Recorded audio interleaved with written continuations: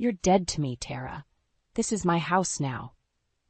Candace's icy words cut through me as she towered over my crumpled form, blood trickling from the gash on my head where she had smashed the crystal vase. It had all started so innocently when Derek and I got married 5 years ago. We were hopelessly in love, and I couldn't have been happier starting our life together. But Candace made it her twisted mission to drive a wedge between us from day one. "She's just jealous because you're so young and beautiful," Derek would say, brushing off his older sister's constant put-downs and snide remarks. I should have taken it as a warning sign of the hell to come. At first, it was little digs about my cooking or how I kept the house. Then it escalated to her dropping not-so-subtle hints that I didn't deserve Derek or his money. The more I tried to make peace, the nastier she became. "You're just a gold digger looking for a free ride," she spat during one of her rages when Derek wasn't around. "My brother is too good for you." Derek refused to see Candace's true colors no matter how much evidence I showed him of her manipulation. She was his precious big sister who could do no wrong in his eyes. I don't know if it was guilt over being the favorite child or just pure brainwashing, but he always took her side. Things came to a head when I discovered bank statements showing Candace had been slowly siphoning money from their inheritance after their parents died. I finally had proof of her conniving ways, but Derek just blew up at me for prying into family matters. "How dare you accuse my sister of something like that?" he shouted, his face turning beet red. "You're the one with the problem, always looking for reasons to hate her." That's when Candace struck, seizing her chance to play the innocent victim while I was the scorned villain. The vase came out of nowhere, caving the side of my skull before I could react. As I crumpled to the floor, her shadow loomed over me with those chilling parting words.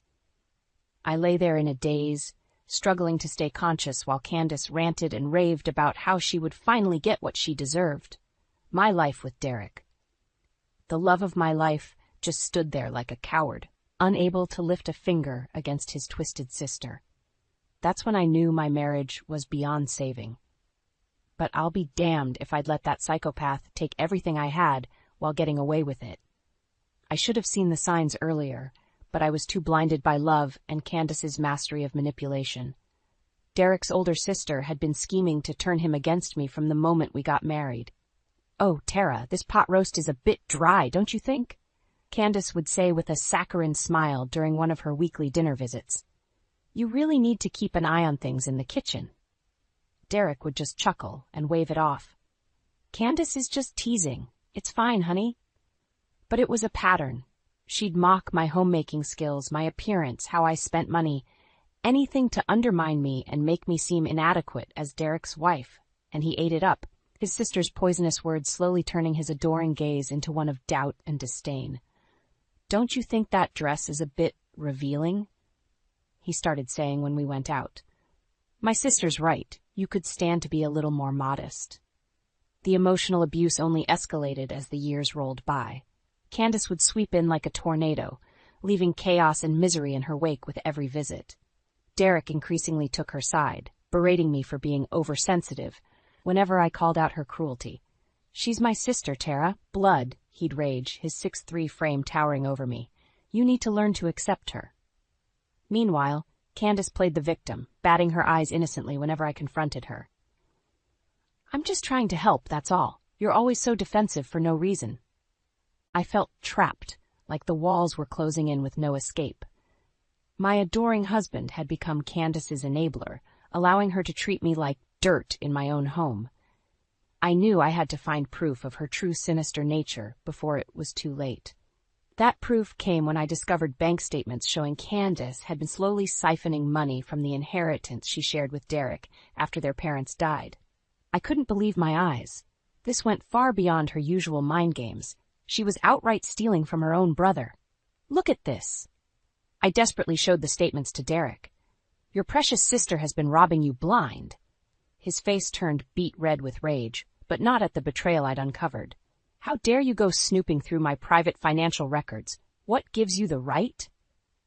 "Are you serious?" I cried out, feeling like I'd been punched in the gut. "She's been taking your money for years and you're attacking me?"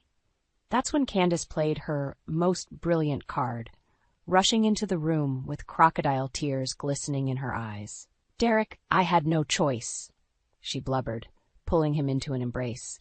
"The medical bills from Mom's cancer treatments, the nursing home fees for Dad, I've been drowning in debt from taking care of them. I didn't want to worry you." Hook, line and sinker. Just like that, the vile leech had turned the tables, positioning herself as the martyr making sacrifices for family. Derek pulled away from my grasp, disgust etched on his face. "See what you've done, Tara. How could you put my sister through this after everything she's done for us?" I opened my mouth, but no words came. Candace just smirked at me, having won yet another twisted victory. In that moment, I realized I was truly alone in this nightmare, and that gave me a reckless determination to bring my tormentor down, no matter what it took. The tension in the house was thicker than fog after Candace's latest manipulative stunt. Derek could barely look me in the eye, still seething over my betrayal of digging into his finances and calling out his precious sister's lies. "How could you do this to me, Tara?" he seethed over the dinner table, pushing his plate away. "Accusing Candace of stealing from her own family? She sacrificed everything for us." I opened my mouth to protest, but he raised his hand to silence me. "Don't. I don't want to hear another word against her. My sister is the only one I can really trust." The message was clear. I was the enemy now for daring to disrupt Candace's crocodile tear narrative about being buried in debt from taking care of their parents. Derek had fully drunk her Kool-Aid. I should have known then that there was no saving my marriage, but some deluded part of me still clung to hope. I decided to make one last effort to get through to Derek and expose his sister's depravity. A few nights later, Candace swept in for another of her family dinner visits, primped and preening in a gaudy low-cut top that seemed designed to taunt me. Derek and I could barely get 2 words out before she was running her mouth as usual. Well, if it isn't the little wife trying so hard to keep up appearances," she sneered as I set the table. "That shirt looks a bit tight, doesn't it, dear? Trying to catch someone's eye besides my brother's?" I felt my face burn with humiliation, but I refused to take her bait this time. "Hello, Candace. Lovely to see you, too." She arched an overplucked eyebrow at my calm tone. "What, no snide remarks today? Don't tell me you finally learned some class." "That's enough, Candace," Derek barked, finally growing a spine. "Leave her alone?" I felt a rush of gratitude. He was finally defending me. But Candace just tutted and shook her head slowly. "Derek, you're too blind to see what a disrespectful, ungrateful shrew she is. Always mouthing off. No wonder you can't control her. If I were you, I would have put that little tramp in her place a long time ago." That's when hell broke loose. "You self-righteous bitch!" I exploded, sending a glass of wine crashing to the floor. I should have known you'd never let up with your vicious, toxic behavior." Candace recoiled in mock horror. "Why, I never, Derek! Derek, did you hear what she just called me?" Derek's face was thunderous. "You watch your mouth, Tara. That's my sister you're talking to." I rounded on him, years of anger and resentment boiling over. "Are you kidding me right now? She's the one who came in here slinging insults from the second she walked through that door. Why are you making excuses for her?" "Because she's my family," he roared, spit flying from his mouth. "Blood is thicker than water, in case you've forgotten." "Oh yes, let's talk about family," I shot back, seeing red. "Like how she's been stealing money from your inheritance for years? Or did you just conveniently forget about those bank statements I showed you?" Candace gasped, putting a delicate hand to her chest. "Derek, you didn't tell me she was still going on about that ridiculous accusation. How dare you keep dredging up lies about me?" Derek looked like he'd been slapped, the vein in his neck bulging. He stepped towards me, fists clenched, and for a terrifying moment I thought he was going to strike me. "Get out," he said in a low, trembling voice. "Get out of my house right now before I do something I'll regret." I stared at him in disbelief as Candace smirked behind his back. This was really it. My marriage was over, and she had won. But I didn't leave. Not yet. "You want me out so bad," I shouted, feeling reckless. "Fine, I'm gone, but not before everyone knows what a psychopathic, money-grubbing snake your sister really is." I stormed out of the house that night, tears of rage and despair stinging my eyes. Derek had made his choice loud and clear. His poisonous sister would always come before me, no matter how much hell she put me through. Where could I even go? I had given up my career, my friends, my entire life to be Derek's wife. Now I was out on the street with nothing, all because I dared to defy his deranged beloved Candace. There was only one person I could turn to, my best friend Jill. I broke down sobbing when she opened her door, unleashing the torrent of emotions I had been bottling up for years. "That evil bitch has ruined everything," I wailed as Jill ushered me inside. "Derek is so brainwashed, he'll never see her for the manipulative monster she truly is." Jill wrapped me in a tight hug, letting me cry it all out. When I finally regained my composure, she looked me square in the eye with grim determination. "Enough is enough, Tara. You can't let Candace just walk all over you like this. It's time to fight back." I shook my head despondently. "Against her? You don't know the half of what I've been through. She's got Derek so wrapped around her finger, he'll never believe a word I say about her true nature." "Then we need evidence," Jill stated firmly. "Proof that she's the conniving psychopath you say she is. Once we have that, we can bring her down for good." A ember of hope flickered in my chest. The bank statements showing her stealing from their inheritance. Those were just the tip of the iceberg. There has to be more we can find to expose her. Jill nodded grimly. "We start digging first thing tomorrow morning. I'm not letting my best friend's life be destroyed by this witch." Over the next few days, Jill and I formed a plan to infiltrate Derek's home and gather any information that could take Candace down for good. With her working as a realtor, it was easy for Jill to make a copy of the house keys and scope out when Derek was at work. "Keep your eyes peeled for anything suspicious," she instructed as we slipped into the house. "Emails, letters, documents, it all could be the key to exposing her." I rifled through Derek's office with trembling hands, my heart pounding. If Candace found out what we were doing, I shuddered to think of the consequences. But then a hidden file caught my eye. Bank statements and legal documents from several years ago.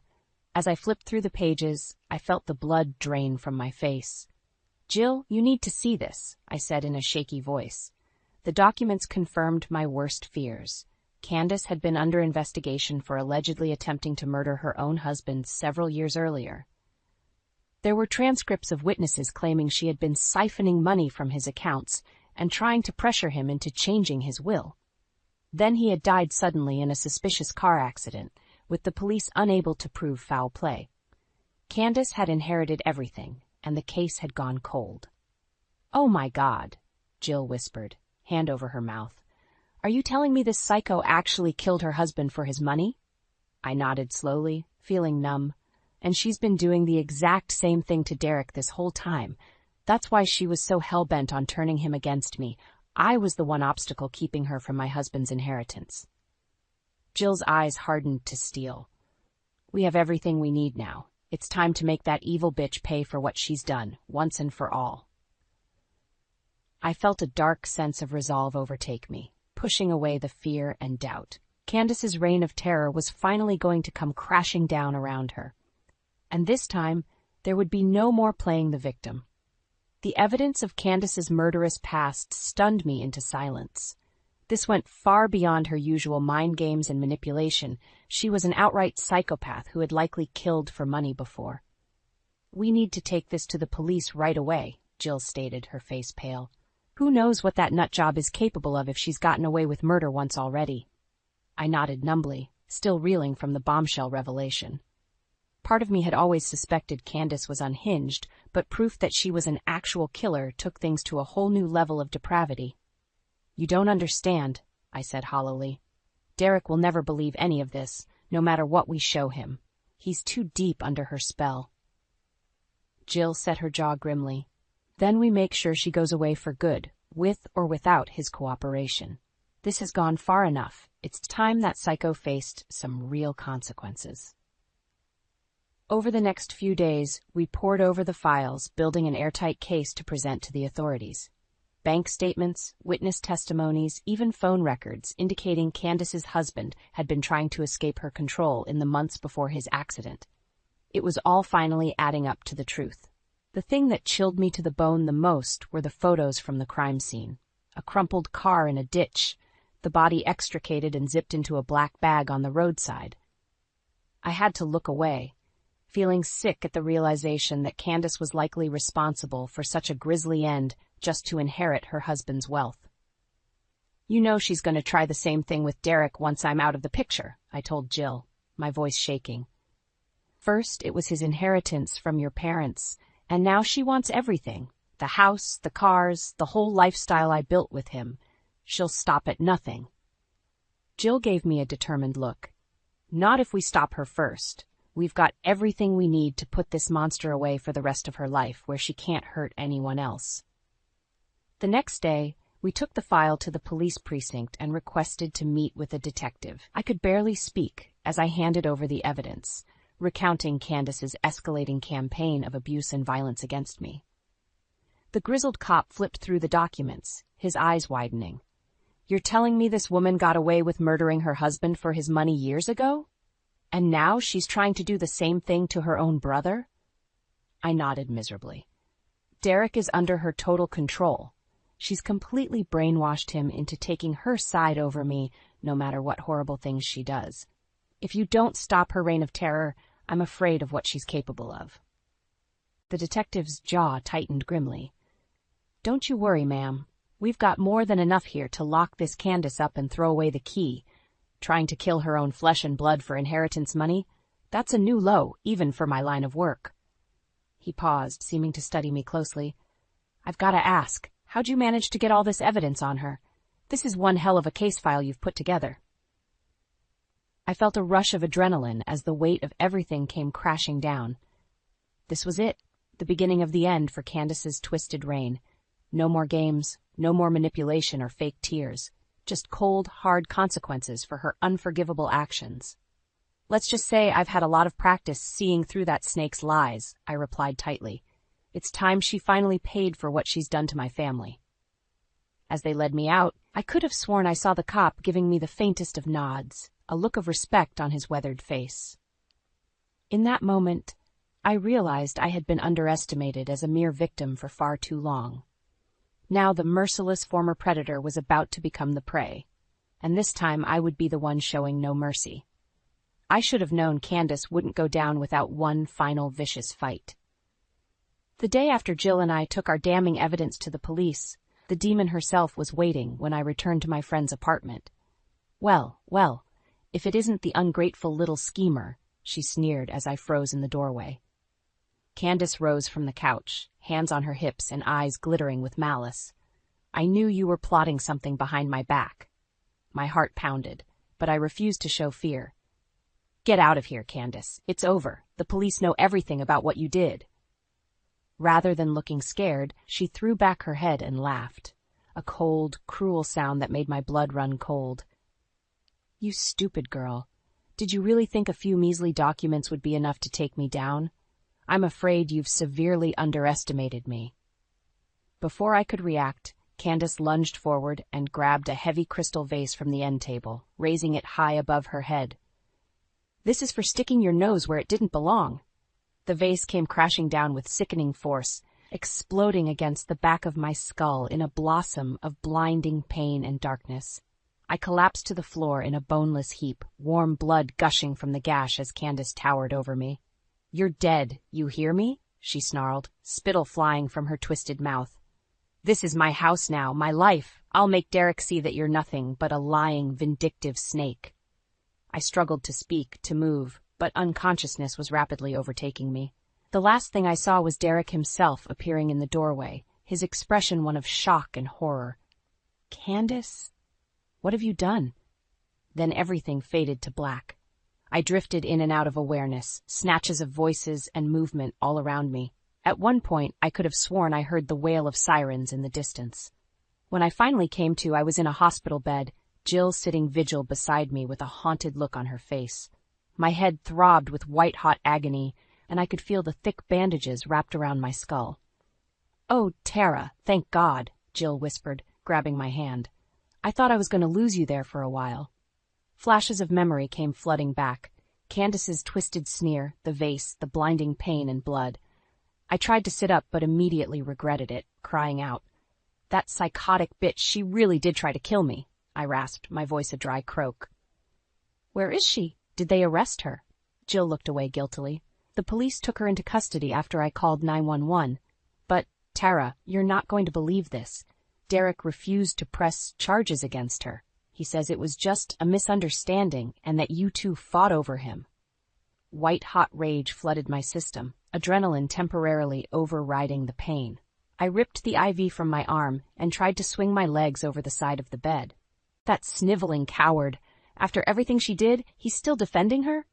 I seethed through gritted teeth. I can't believe this.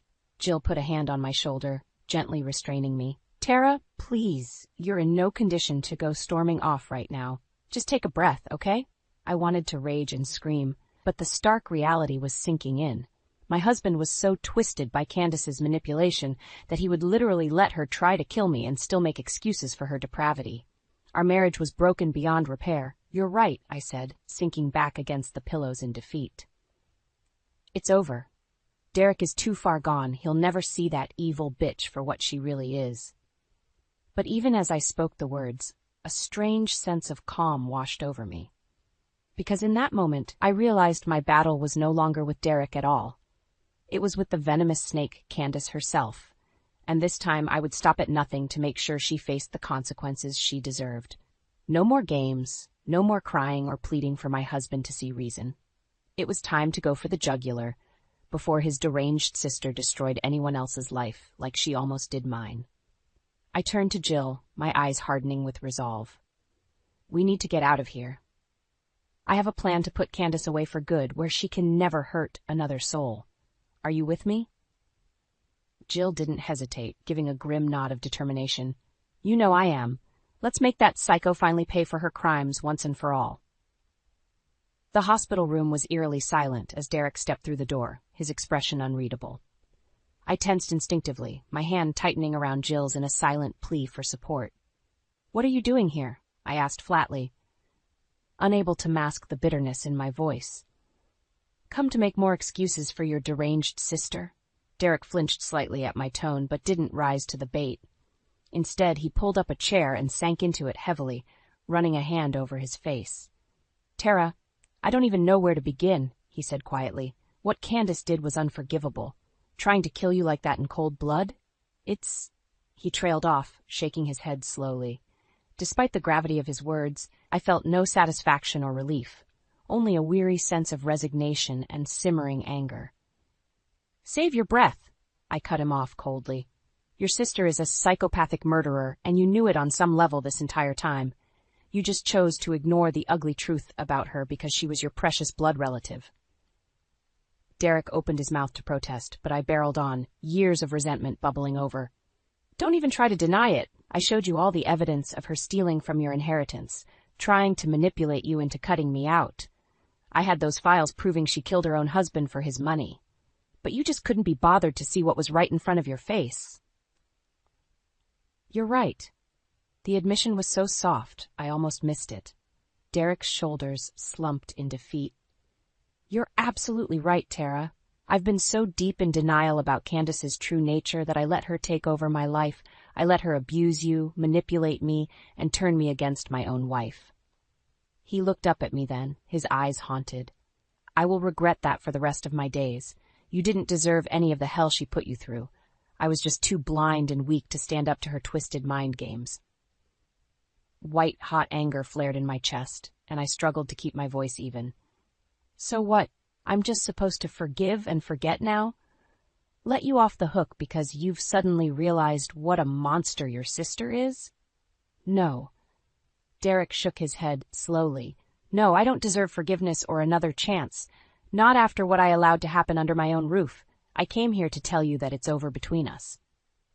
The words hit me like a physical blow, despite the fact that I'd already accepted our marriage was broken beyond repair. I think some delusional part of me still clung to the hope that Derek would make things right once Candace's evil was exposed.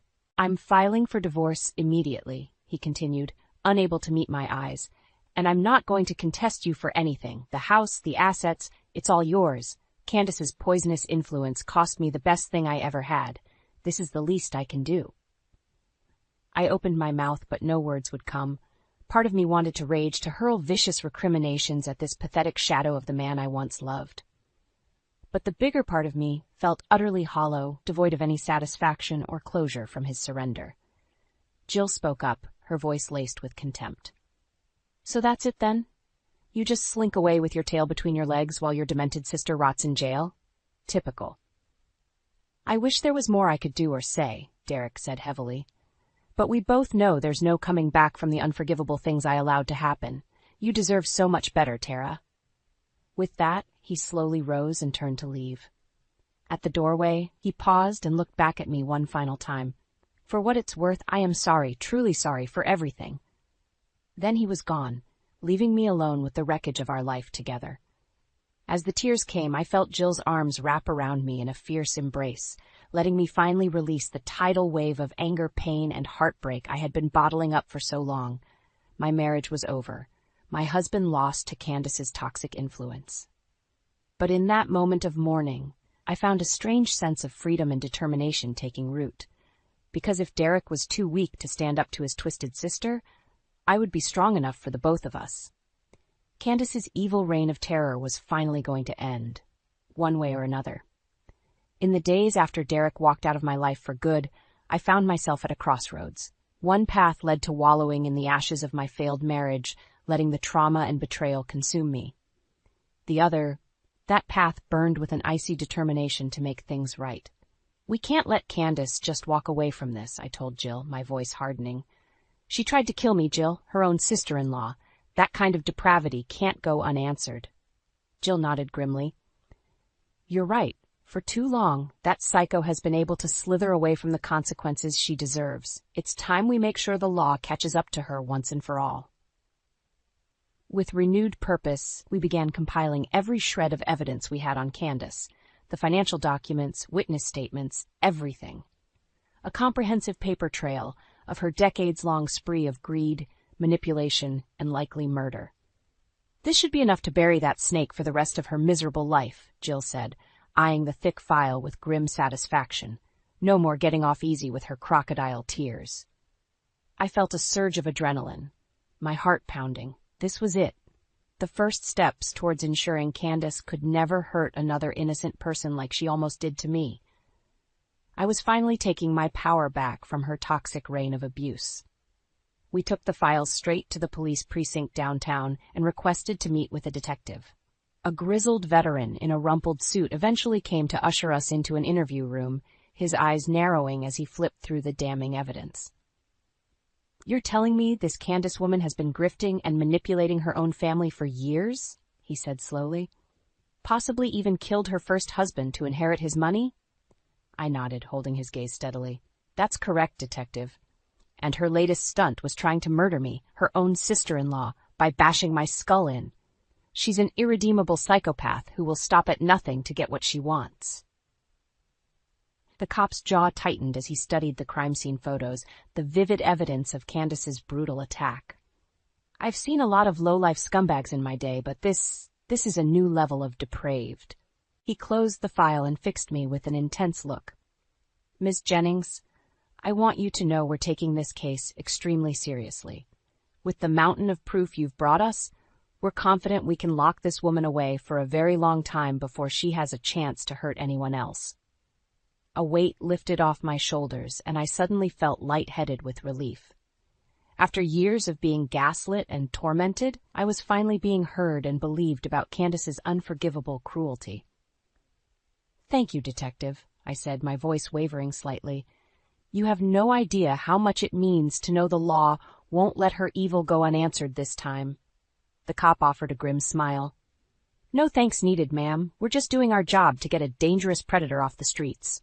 You're the one who showed real courage by standing up to this Candace's abuse and not backing down."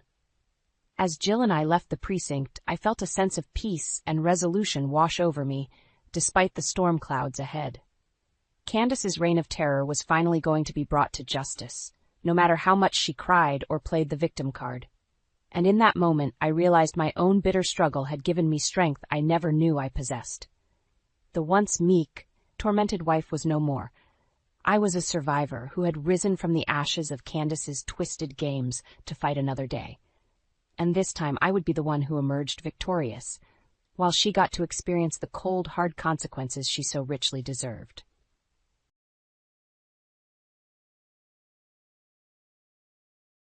This is my tale, and my name is Ava. Jack and Linda Thompson, my parents, had it all. A lovely suburban home, lucrative occupations, and a plan.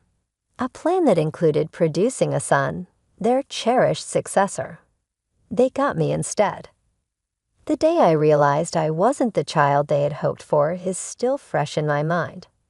I heard my mother talking on the phone when I was 5 years old and playing with my dolls in the living room. Yes, it's true, we're having a boy. There was an energy in her voice that I had never heard before. You don't realize how long we've been waiting for this. At last, a son. Those were harsh statements. Even though I didn't completely comprehend it at the time, I could feel the pain of being unwelcome and second best. After that, things changed rapidly. The gap between us widened as Mom's tummy expanded. When Dad wasn't working, he was always talking about the upcoming newborn boy. Mom summoned me into the kitchen one day. "Ava, sweetie, we need to talk." Legs hanging, I crawled into a chair. "What is it, Mommy?" She talked without glancing at me. "You will spend some time with Grandma. Isn't it thrilling? Daddy and Mommy must get ready for the baby. Grandma will be more enjoyable for you nonetheless." In an instant, I was taken to Grandma's home. Dad's mother, Grandma Rose, was a retired professor of English literature. She lived in a small, comfortable home that smelled of freshly made cookies and books. It was different living with Grandma. She seemed unconcerned by my presence, really listened to me, and paid attention when I spoke. She would share anecdotes about her time as a teacher with me while we read for hours. I felt loved, really loved, for the first time in my life. 2 years passed quickly. When Dad arrived at Grandma's house, I was 7 years old. He remarked, "It's time to come home, Ava," without looking directly into my eyes. "Your brother needs you." My brother. It was an unfamiliar word. Dad filled the lull with awkward small chat as we drove home. "Ethan is the name of your brother. He is now one. Ava, you are now a big sister. It is a significant duty." Not truly knowing what that meant, I nodded. I had no idea that my childhood was coming to an end. We pulled into our home's driveway. It felt different, yet it looked the same. With a kid on her hip, Mom was standing at the entrance, waiting. She continued, "Ava, meet your brother Ethan," in a rather official tone. I glanced at the youngster with the wavy blonde hair and the plump cheeks. With a gurgle, he extended a plump hand in my direction. "Hi, Ethan," I murmured.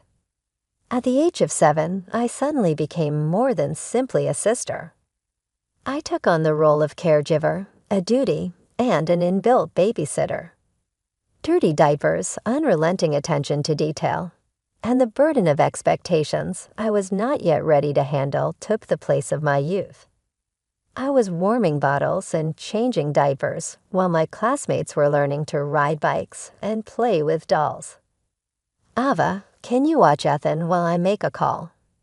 Not really asking, Mom would say. I would agree and go to get my younger brother. I loved Ethan with all my heart, not because I didn't love him. I had fallen in love with him right away because of his toothless smile and clinging small hands.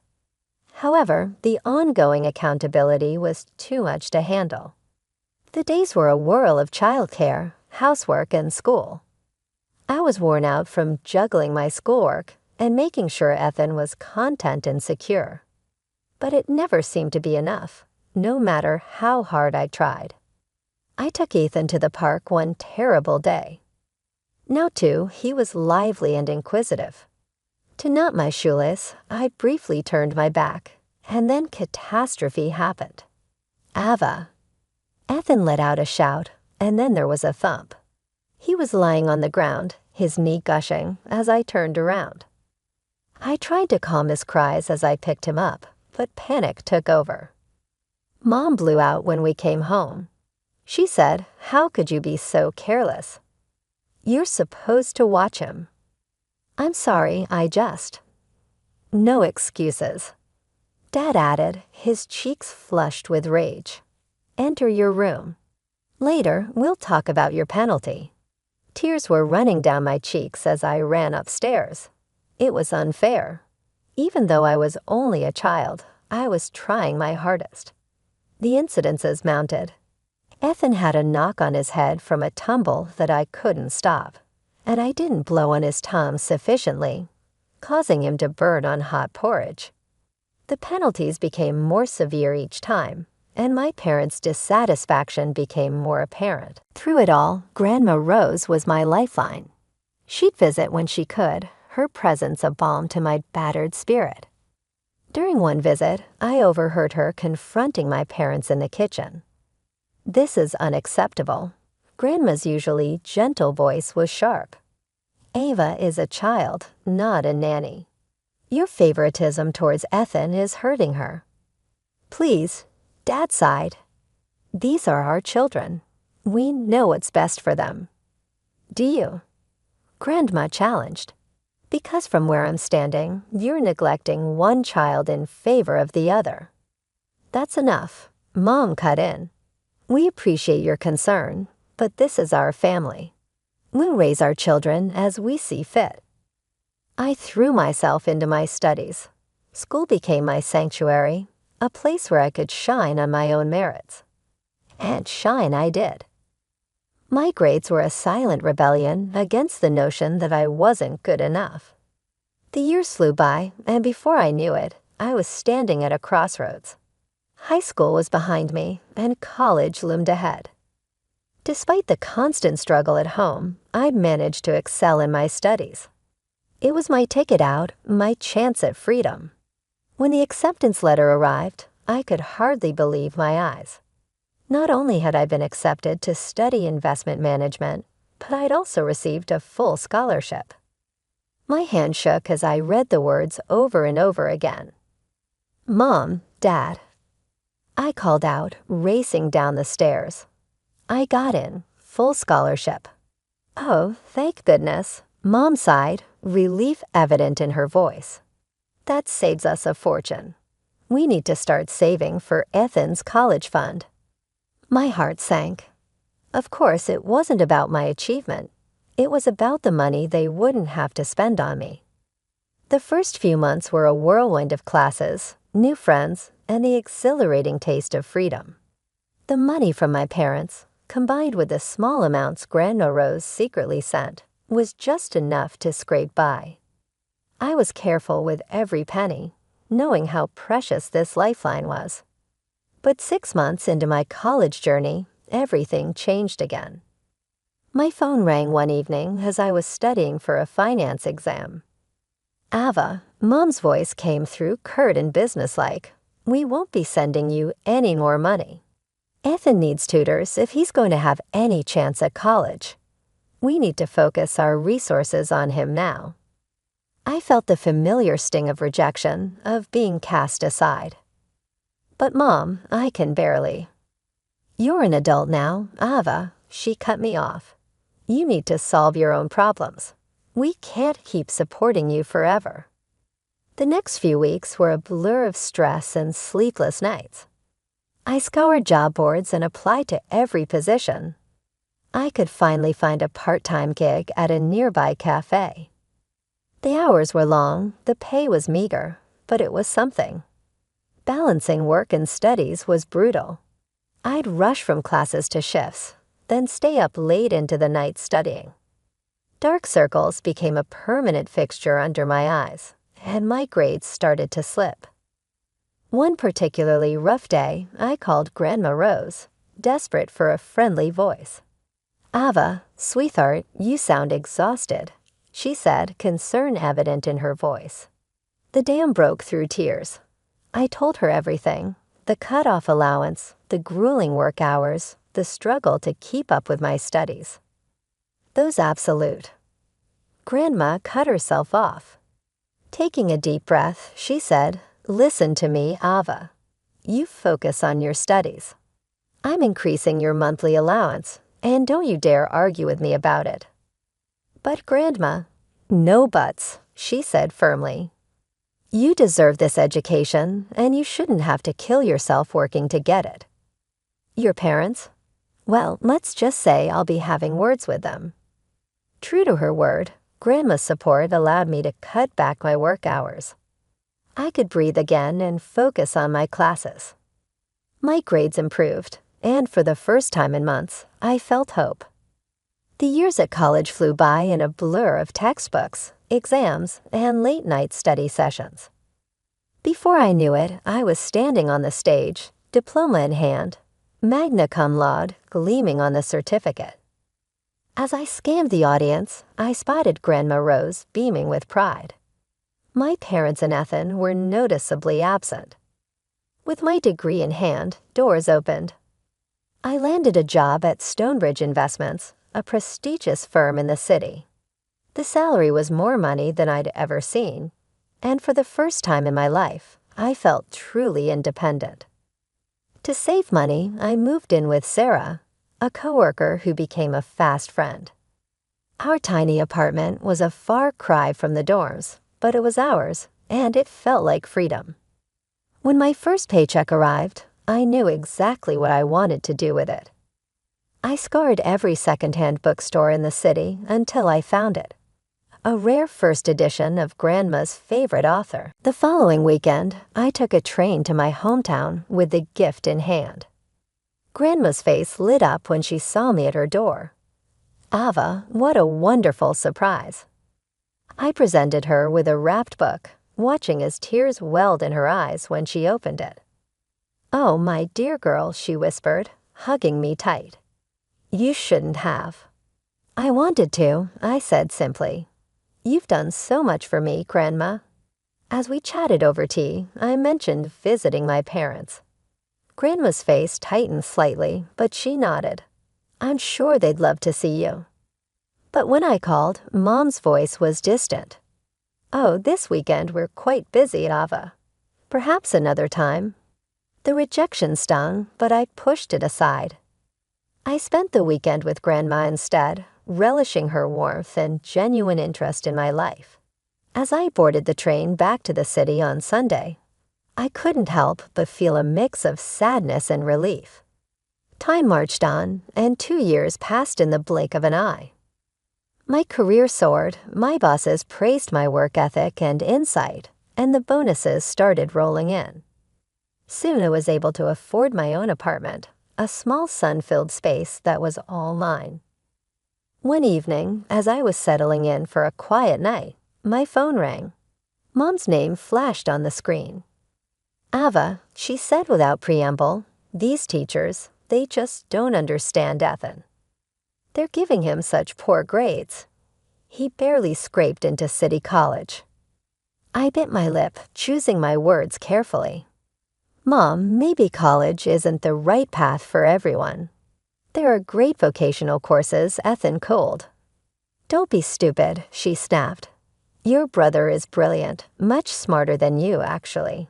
He's just misunderstood. He'll show everyone. You'll see." As I hung up, I gazed around my apartment, the tangible proof of my success. Yet somehow, I still felt like that little girl desperately seeking approval. Life has a funny way of appending expectations. While I was building my career brick by careful brick, Ethan's college experience was crumbling around him. It was a crisp autumn day when Mom called again, her voice tight with frustration. "Ethan's been expelled," she said without preamble. "He's coming home." She launched into a tirade about unfair professors and a system designed to fail students like Ethan. I listened, biting my tongue against the urge to point out the thousands they'd spent on his education, the loans they'd taken out to rent him a luxury apartment, the generous allowance they'd provided, all things I'd never had. "We'll figure something out," Mom concluded. Ethan just needs time to find his path. I thought about Ethan, now 21, returning to our childhood home, while I, at 27, was forging ahead in my career. The contrast was stark, but I pushed the thought aside. Comparison is the thief of joy, after all. Life, however, had other plans for me. It was at a company event that I met Jack, tall, kind-eyed, with a quick wit that made me laugh like I hadn't in years. Our whirlwind romance swept me off my feet, and before I knew it, we were standing in a small chapel exchanging vows in front of a handful of loved ones. Grandma Rose was there, of course, beaming with pride. My parents attended too, though their smiles seemed a bit forced. Ethan didn't come, citing a vague prior commitment. Jack and I moved into his apartment, a cozy space that quickly became home. His parents, Tom and Ellen, welcomed me with open arms. Their warmth was a balm to my soul. A year into our marriage, I found out I was pregnant. The joy that filled me was indescribable. When we announced it to our families, Jack's parents were ecstatic. My parents' reaction was more subdued. "Do you know what it is yet?" Mom asked. Immediately, I shook my head. It's too early to tell. As the months passed, their interest in the baby's gender became almost obsessive. When we finally revealed it was a boy, their relief was palpable. "A grandson," Dad exclaimed. "That's wonderful news, Ava." I tried not to read too much into their reaction, focusing instead on preparing for our son's arrival. Little Alexander came into the world on a rainy Tuesday, his tiny hand wrapping around my finger as if to say, "I'm here, Mom. I've got you." As I held him, I vowed to give him all the love and support I'd craved as a child. While I was navigating new motherhood, Ethan continued to drift. He picked up odd jobs here and there, but nothing stuck. He was still living at home, much to our parents' poorly concealed frustration. During a rare family dinner, I tried to broach the subject gently. "You know, Ethan, there's an entry-level position opening up at my company. I could put in a good word." "Ava," Mom cut me off sharply. "Your brother doesn't need your charity. He's just taking his time to find the right opportunity." Dad nodded in agreement. "You were lucky, Ava. Things just fell into place for you. Not everyone has it so easy." I blinked, stunned, lucky. The sleepless nights studying, the years of juggling work and school, the constant struggle to prove my worth, none of that felt like luck. But I swallowed my retort, not wanting to start an argument. As I looked around the table at my parents' defensive postures, Ethan's sullen expression, and little Alexander babbling happily in his high chair, I felt the weight of my reality. I realized something profound. Family isn't just about blood. It's about support, understanding, and unconditional love. Sometimes the family you choose can fill the gaps left by the one you're born into. As Alexander's 5th birthday approached, we planned a trip to my hometown, Jack, our son, and me. Our first stop was Grandma Rosa's house. We spent a wonderful afternoon with her, Alexander captivated by her stories and the old photos she showed him. As we were leaving, Grandma pulled me aside. "Your parents have been struggling," she said softly. "Maybe it's time to let bygones be bygones." The next day, we stood on my parents' doorstep. Mom answered, looking older and more tired than I remembered. Dad was in his armchair, Ethan slouched on the couch.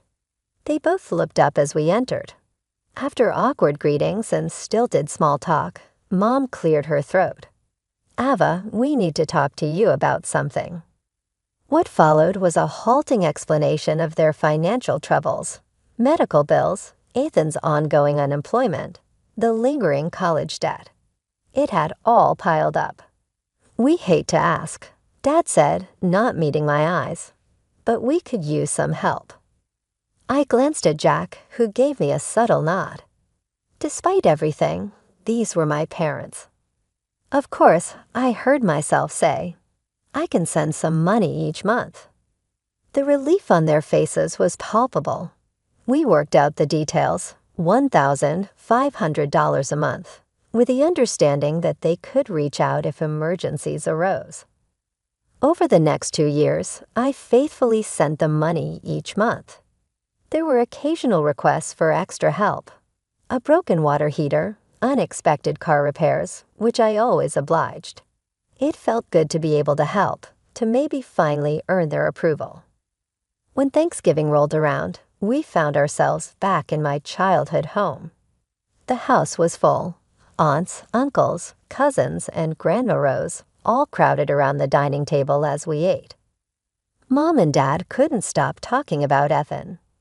He's been at his new job for 3 months now. Mom beamed. Such a hard worker. Dad chimed in. Did you see the new sofa cushions? Ethan bought those with his first paycheck. So thoughtful of him.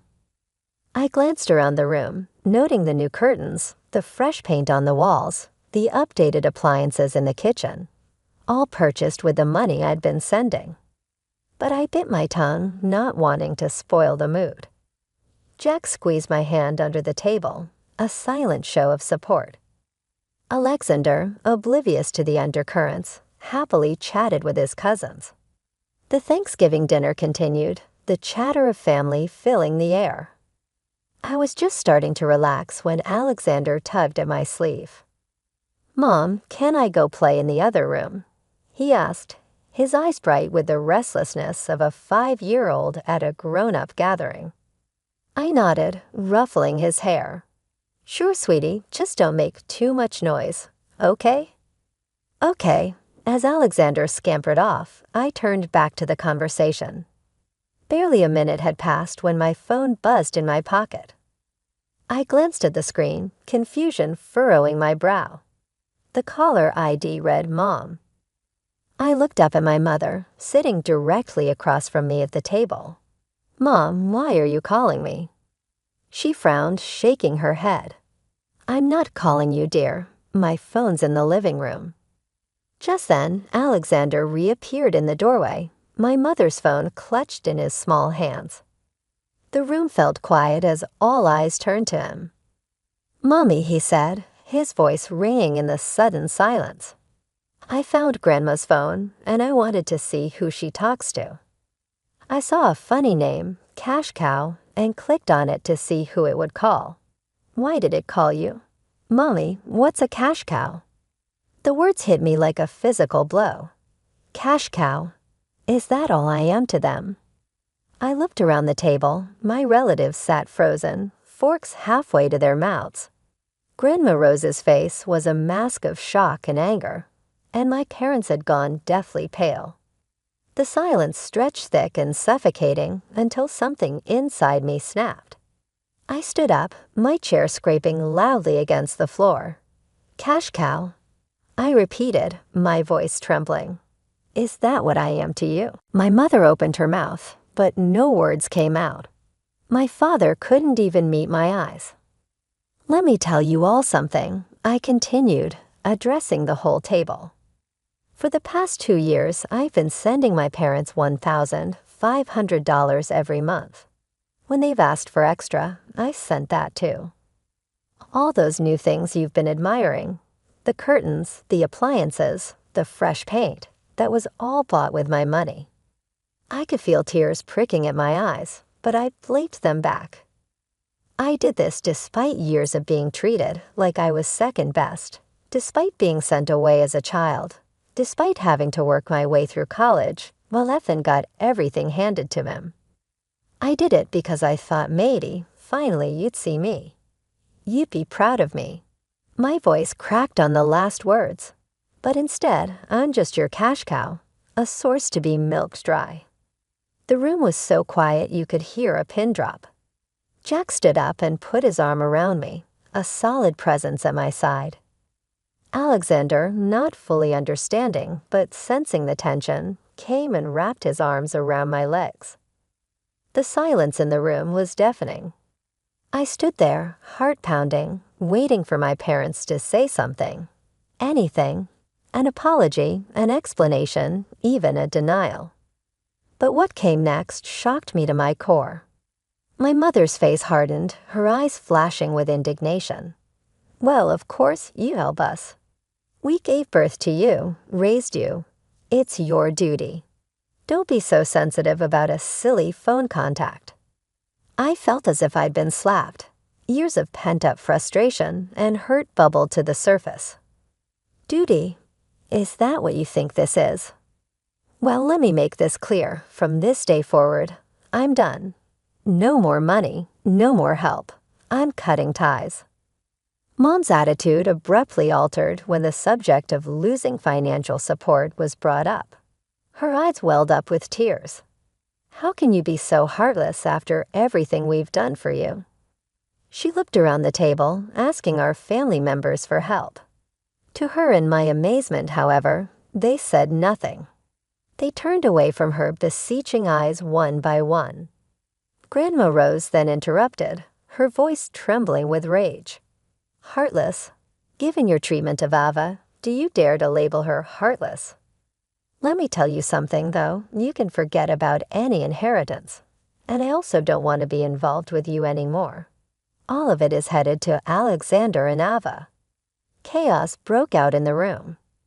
Ethan sat there looking confused while Mom sobbed and Dad tried to comfort her. I was grounded in the middle of it all by Jack's hand on my shoulder. "I think it's time we left," he muttered down. I gave a nod, suddenly exhausted. Without another word to my parents, we picked up Alexander, packed our things, said Grandma Rose and the rest of the family farewell, and headed away. I stopped all financial aid as I had promised. Soon the calls came in, approving at first, then angry, then downright vicious. I turned the texts into threats and said I would sue them if they didn't stop. The phone calls and texts finally stopped. Life went on. I focused on Jack, Alexander's upbringing, and my job. Through her love and support, Grandma Rose helped me recover from the hurt created by my parents' betrayal, and she became an even more important part of our lives. The years passed. It was said that Ethan had accumulated substantial debt. To rescue him, my parents had to sell their house in a panic. The three of them eventually relocated to a little apartment across town. I was surprised to find that I had lost every emotion, including wrath, sympathy, and satisfaction, after hearing the news. Both they and I had already made up our minds. As I watched Alexander play in our garden today, with Jack following me and Grandma Rose grinning from her favorite patio chair, I came to the sobering realization that I had finally discovered my role and my worth, and that no one could ever take it away from me.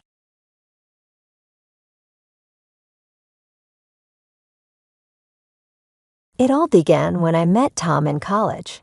My name is Sarah.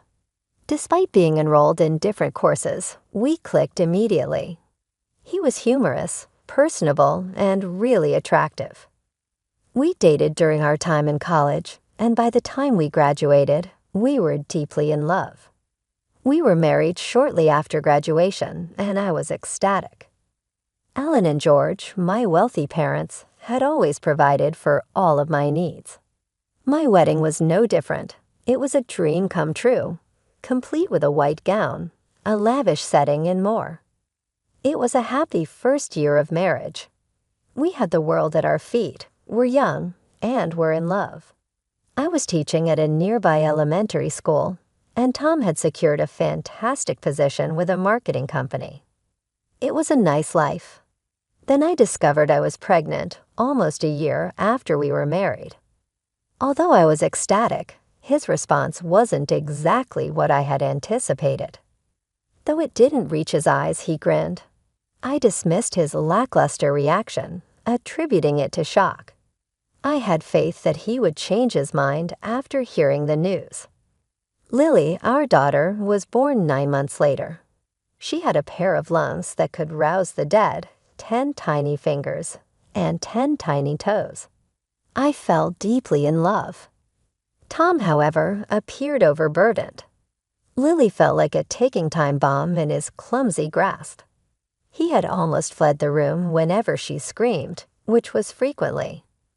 One night when Lily had finally gone to sleep, he remarked, "I thought we'd have more time, you know." I attempted to soothe him, saying, "To enjoy being married, travel, all that stuff." "Tom, we can still do all of that." With Lily, things will simply be a bit different. Tom began staying late at work more frequently as the months passed. Citing difficult customers and large tasks, he had returned home after Lily had gone to sleep. A persistent skepticism began to form in the pit of my stomach, despite my want to believe him. For Tom, Friday nights turned into a night for males. He would go out with his coworkers and return home in the early hours of the morning, smelling strongly of alcohol. When Lily's cries woke him awake, he would yell, "Keep that kid quiet, will you?" Some of us need to sleep. 3 years passed quickly, filled with diaper changes, tantrums, and fleeting happiness. With her dad's emerald eyes and my obstinate chin, Lily, who was now 3 years old, was a ball of activity. Lily had begun kindergarten, and I had returned to my job. Although Tom and I had established a pattern, it seemed like we were only following the steps. Then the day arrived, shattering the remnants of our marriage. Over dinner one evening, Tom declared, "Next week, I'm going on a business trip. I'll be gone for 3 days." I nodded, used by now to his frequent travels. Tom's mother, Martha, called me in a panic the day after he departed. Her voice was tremulous as she continued, "Sarah, I'm at the hospital." Some chest aches struck me. "Could you inform Tom?" My heart pounded. "Martha, of course. I'll give him a call immediately." However, Tom was not picking up his phone. I began to worry after hours of trying. What if he had also been affected? I frantically contacted Mike, his supervisor. Business trip. Mike sounded perplexed. I didn't send Tom on any trip. My entire universe shook. Where in the world was Tom if he wasn't traveling for work? I was prepared when, 3 days later, he came in the door whistling, as if he had no worries at all. "How was your trip?"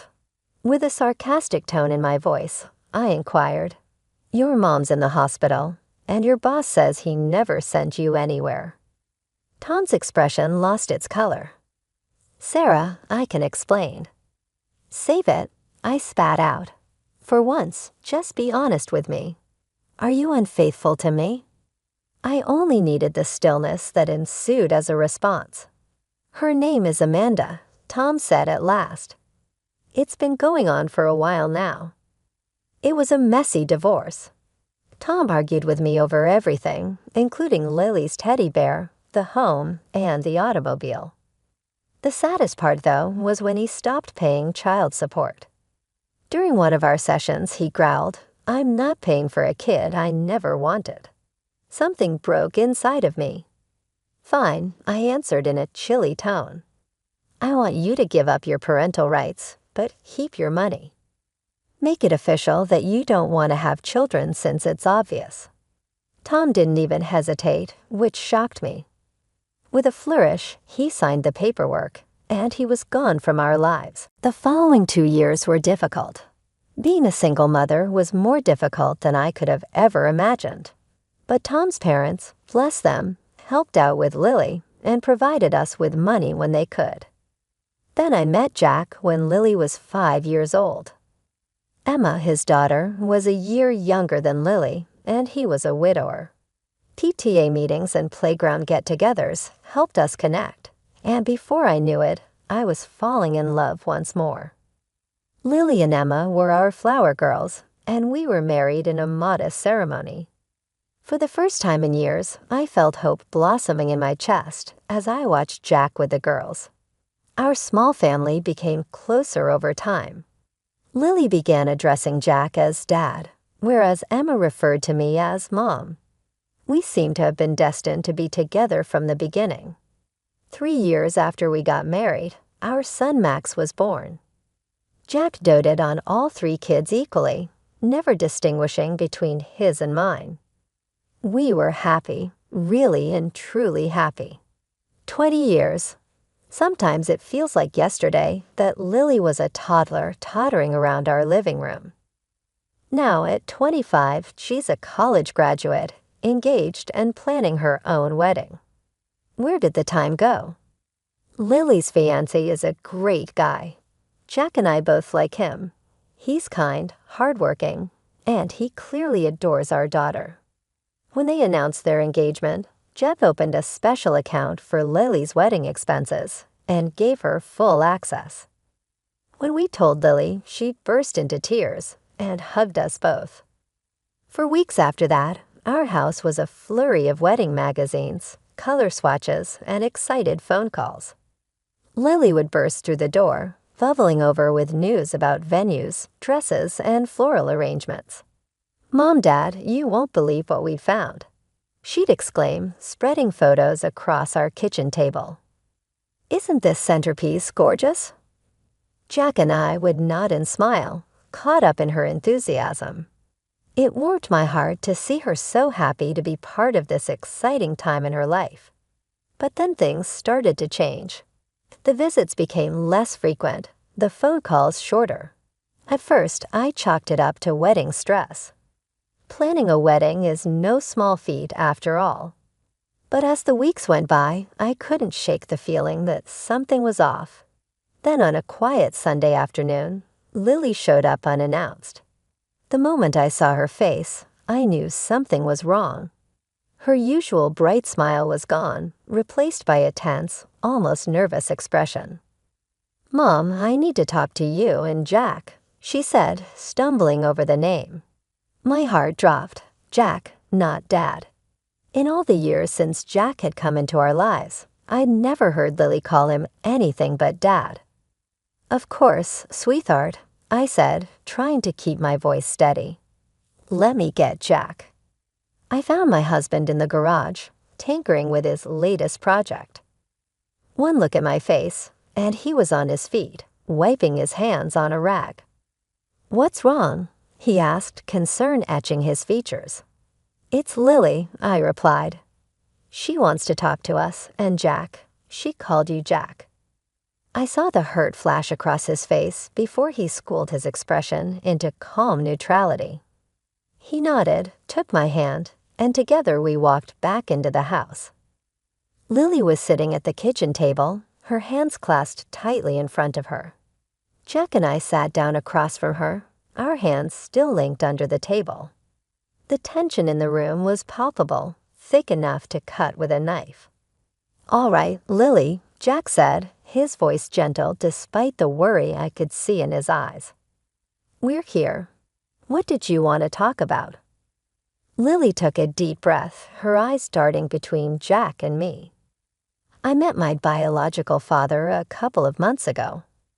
I was at Grandma Martha's, and he showed up. We talked for hours. He's changed, Mom. He wants to make things right." I felt Jack stiffen beside me. "And what does this have to do with the wedding?" he asked, his voice carefully neutral. Lily's chin lifted, a stubborn set to her jaw that I recognized all too well. He asked to walk me down the aisle, and I want him to. The silence that followed was deafening. I could practically hear the sound of Jack's heart breaking. "Lily," I said gently, "sweetheart, I know this is confusing, but Jack has been your dad since you were 5. Tom abandoned you. He signed away his rights. He made a mistake. Jack's sorry now. He wants to fix things." Lily's voice rose. Jack leaned forward, his face a mask of hurt and confusion. "Lily, I've raised you as my own for 20 years. I've been there for every scraped knee, every school play, every heartbreak. I thought I was your dad." "You are," she insisted, then faltered. "I mean, you're my stepdad, and I love you. But Tom is my real father. It's my wedding, and I want him to walk me down the aisle." I saw the moment Jack's heart shattered. His face crumpled for a split second before he regained control. "Lily," he said, his voice thick with emotion. "I've always considered you my daughter, not my stepdaughter." "My daughter." "Well, I'm not," Lily shouted, jumping to her feet. "You're my stepfather, not my real dad. This is my wedding, and I'll decide who walks me down the aisle." The front door slammed and Emma, Jack's biological daughter, rushed into the kitchen. "What's going on? Why is everyone yelling?" Close behind her was Max, our son, looking bewildered. "Mom, Dad, Lily."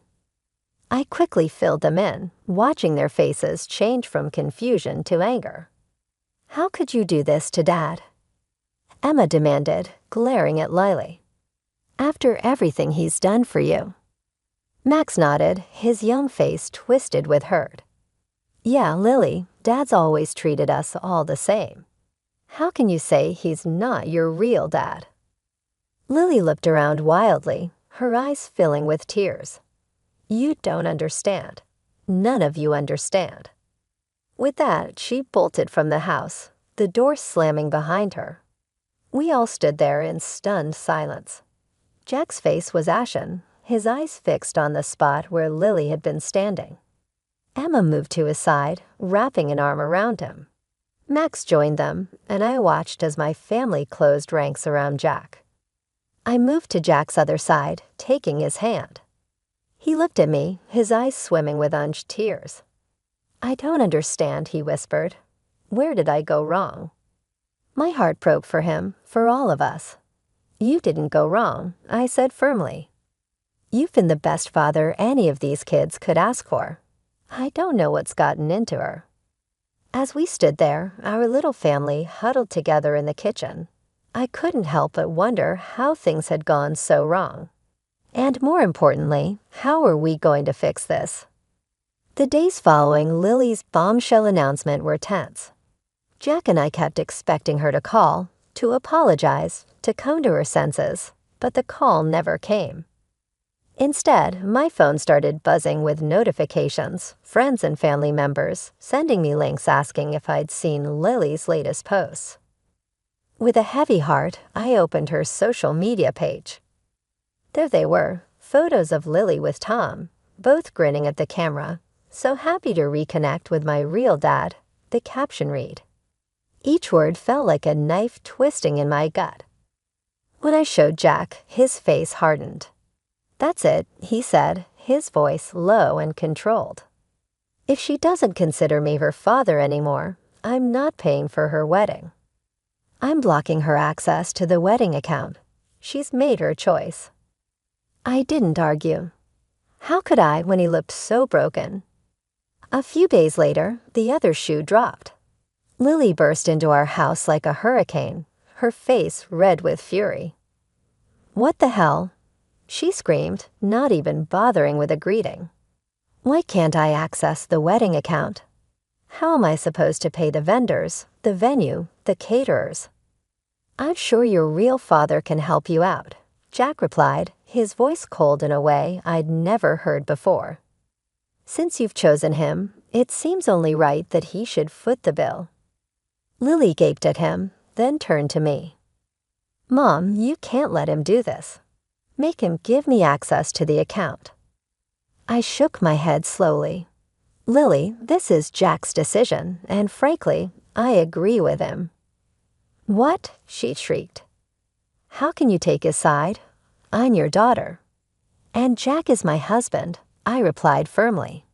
"He's been more of a father to you than Tom ever was. You can't expect to hurt him like this and still have him pay for your wedding." Lily's face contorted with rage. "Fine," she spat. "If that's how it's going to be, then you need to make a choice. Mom, it's me or him. Your daughter or your husband. Choose." She stood there, chest heaving, clearly expecting me to cave to choose her, my flesh and blood, over Jack. But in that moment, looking at her tantrum-throwing face, I didn't recognize my daughter at all. "I'm not choosing anyone, Lily," I said quietly. I love you and I love Jack, but I agree with his decision. You're an adult now. If you want Tom to be your real father, then you need to deal with the consequences of that choice." Lily's face crumpled for a moment. I saw a flicker of the little girl she used to be, the one who would run to Jack with skinned knees and bad dreams. Then her expression hardened again. "I hate you," she sobbed. "I hate both of you." With that, she stormed out, slamming the door so hard the windows rattled. A few days after Lily's dramatic exit, my phone buzzed again. Another social media notification. With a sense of dread, I opened it. There was Lily beaming next to Tom. The caption read, "Thanks to my amazing dad for funding my dream wedding. It's going to be the event of the century. P.S. Sarah, Jack and kids, don't bother showing up. You're not invited." I showed Jack, who just shook his head sadly. Where did Tom suddenly get all this money? He wondered aloud. I shrugged. Who knows? Maybe he won the lottery. Either way, it's not our problem anymore.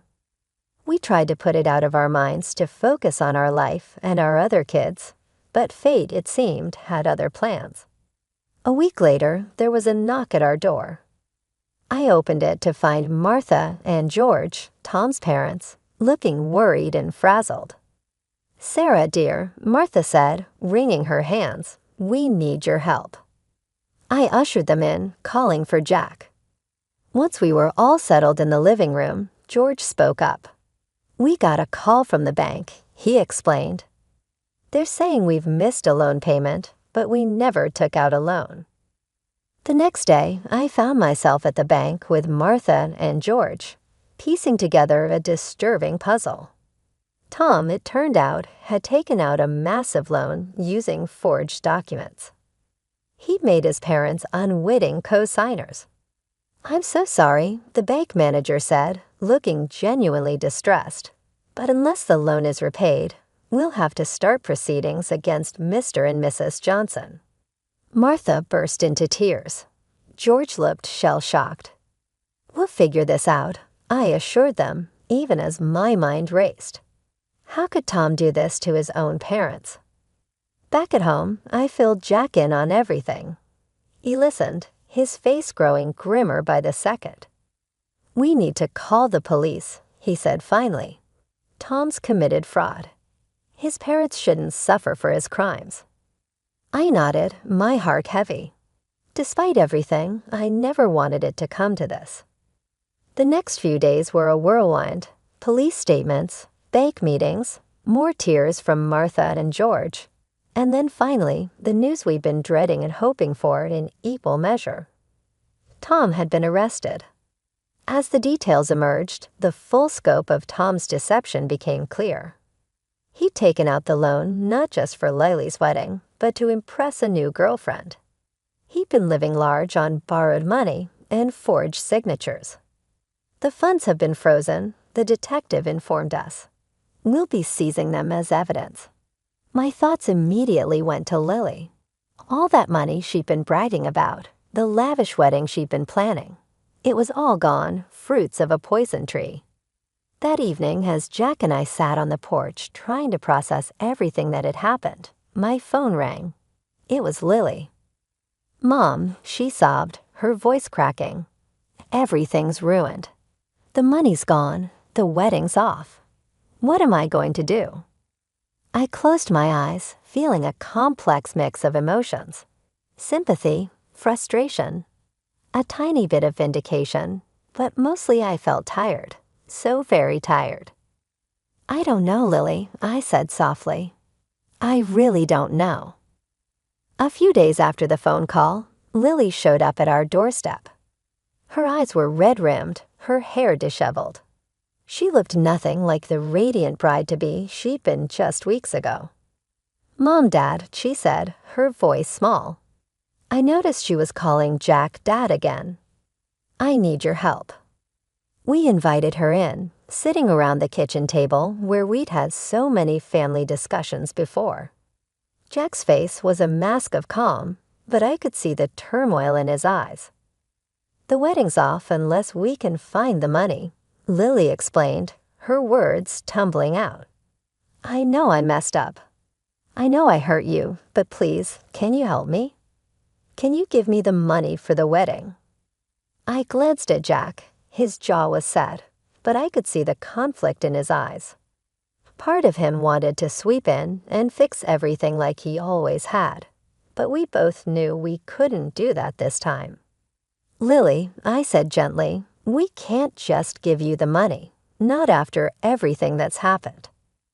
But Lily started to protest, but Jack cut her off. We can't forgive you that quickly, he said, his voice firm but not unkind. Actions have consequences, Lily. You made your choice, and now you have to deal with the fallout. Lily's face crumpled. You don't understand, she sobbed. Ben is furious. He says I'm unstable, that I create drama. He's threatening to call off the engagement if we can't have the wedding we planned. My heart ached for her. Despite everything, she was still my little girl. I wanted to wrap her in my arms and make everything better, but I knew we couldn't. Sweetheart, I said, reaching out to take her hand. I'm so sorry you're going through this, but this is a problem you created, and it's one you need to solve yourself. We love you. Jack added, his voice thick with emotion, but we can't bail you out of this. It wouldn't be right, and it wouldn't help you in the long run. Lily looked between us, realization dawning in her eyes. We weren't going to cave. We weren't going to fix this for her. Fine, she spat, yanking her hand away from mine. I'll figure it out myself. I don't need you, either of you. She stormed out, leaving Jack and me sitting in stunned silence. Weeks passed. We heard through the grapevine that Lily and Ben had gotten married at the city hall, with just a handful of guests present. We weren't invited. The night we heard about the wedding, I found Jack sitting on the porch, staring into the distance.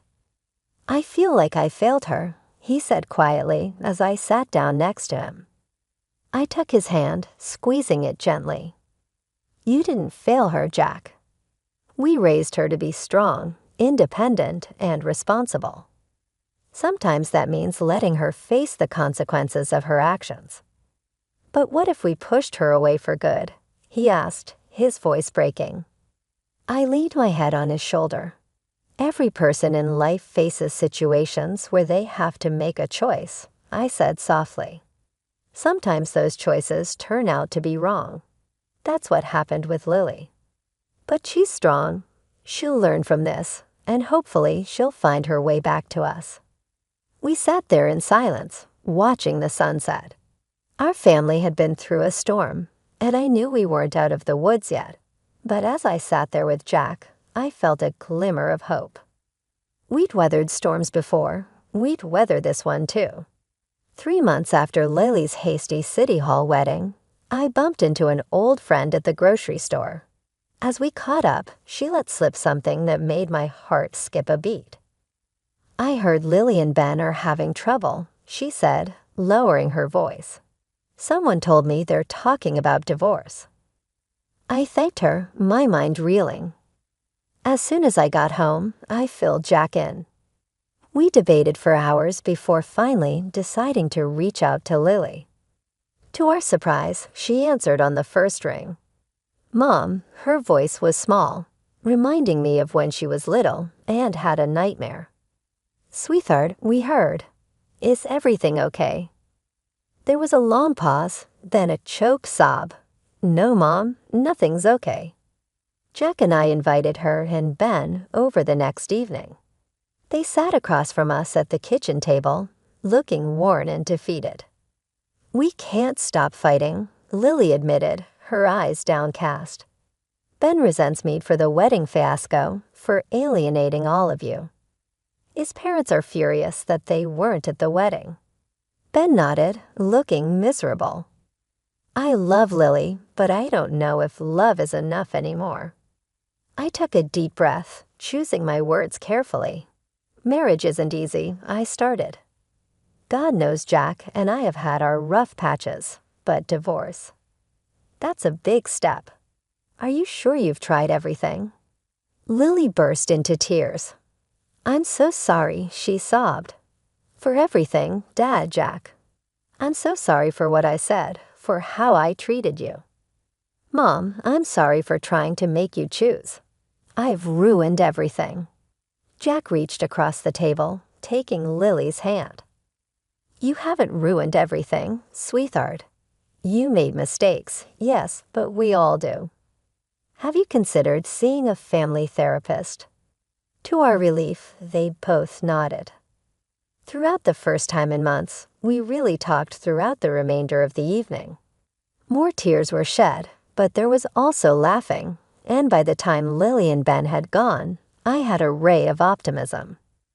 Lily and Ben pushed themselves into treatment over the course of the following few months. The therapist even invited Jack and me to join them for a session. Digging out past wounds and miscommunications was difficult, but it was also therapeutic. Gradually, we saw changes. Ben and Lily resumed their previous manner of looking at one another. Family dinners resumed their customary routine, this time with laughter and talk rather than conflict. Lily joined Jack and me one evening as we sat on the patio to watch the sunset. She curled up behind Jack like she had done as a child. She said, Dad, I'm so sorry for everything. I was a fool to ever claim that you weren't my biological father. Jack gave her a hard hug while his eyes were hazy. You have my affection, child. I always have and always will. Through Martha and George, we learned that Tom had been given a suspended sentence for the fraud. He had left town the last time we heard from him, presumably to start over someplace else. Life isn't flawless. Our family is still recovering, and Lily and Ben continue to face difficulties. However, I feel hopeful as I sit here and watch Jack and Lily converse and giggle. We have survived this storm, and I think we are stronger now. I have no idea what the future will bring, but I do know that family is about love, forgiveness, and sticking together through difficult times, not about blood or legal papers. And we are unquestionably a family by that definition.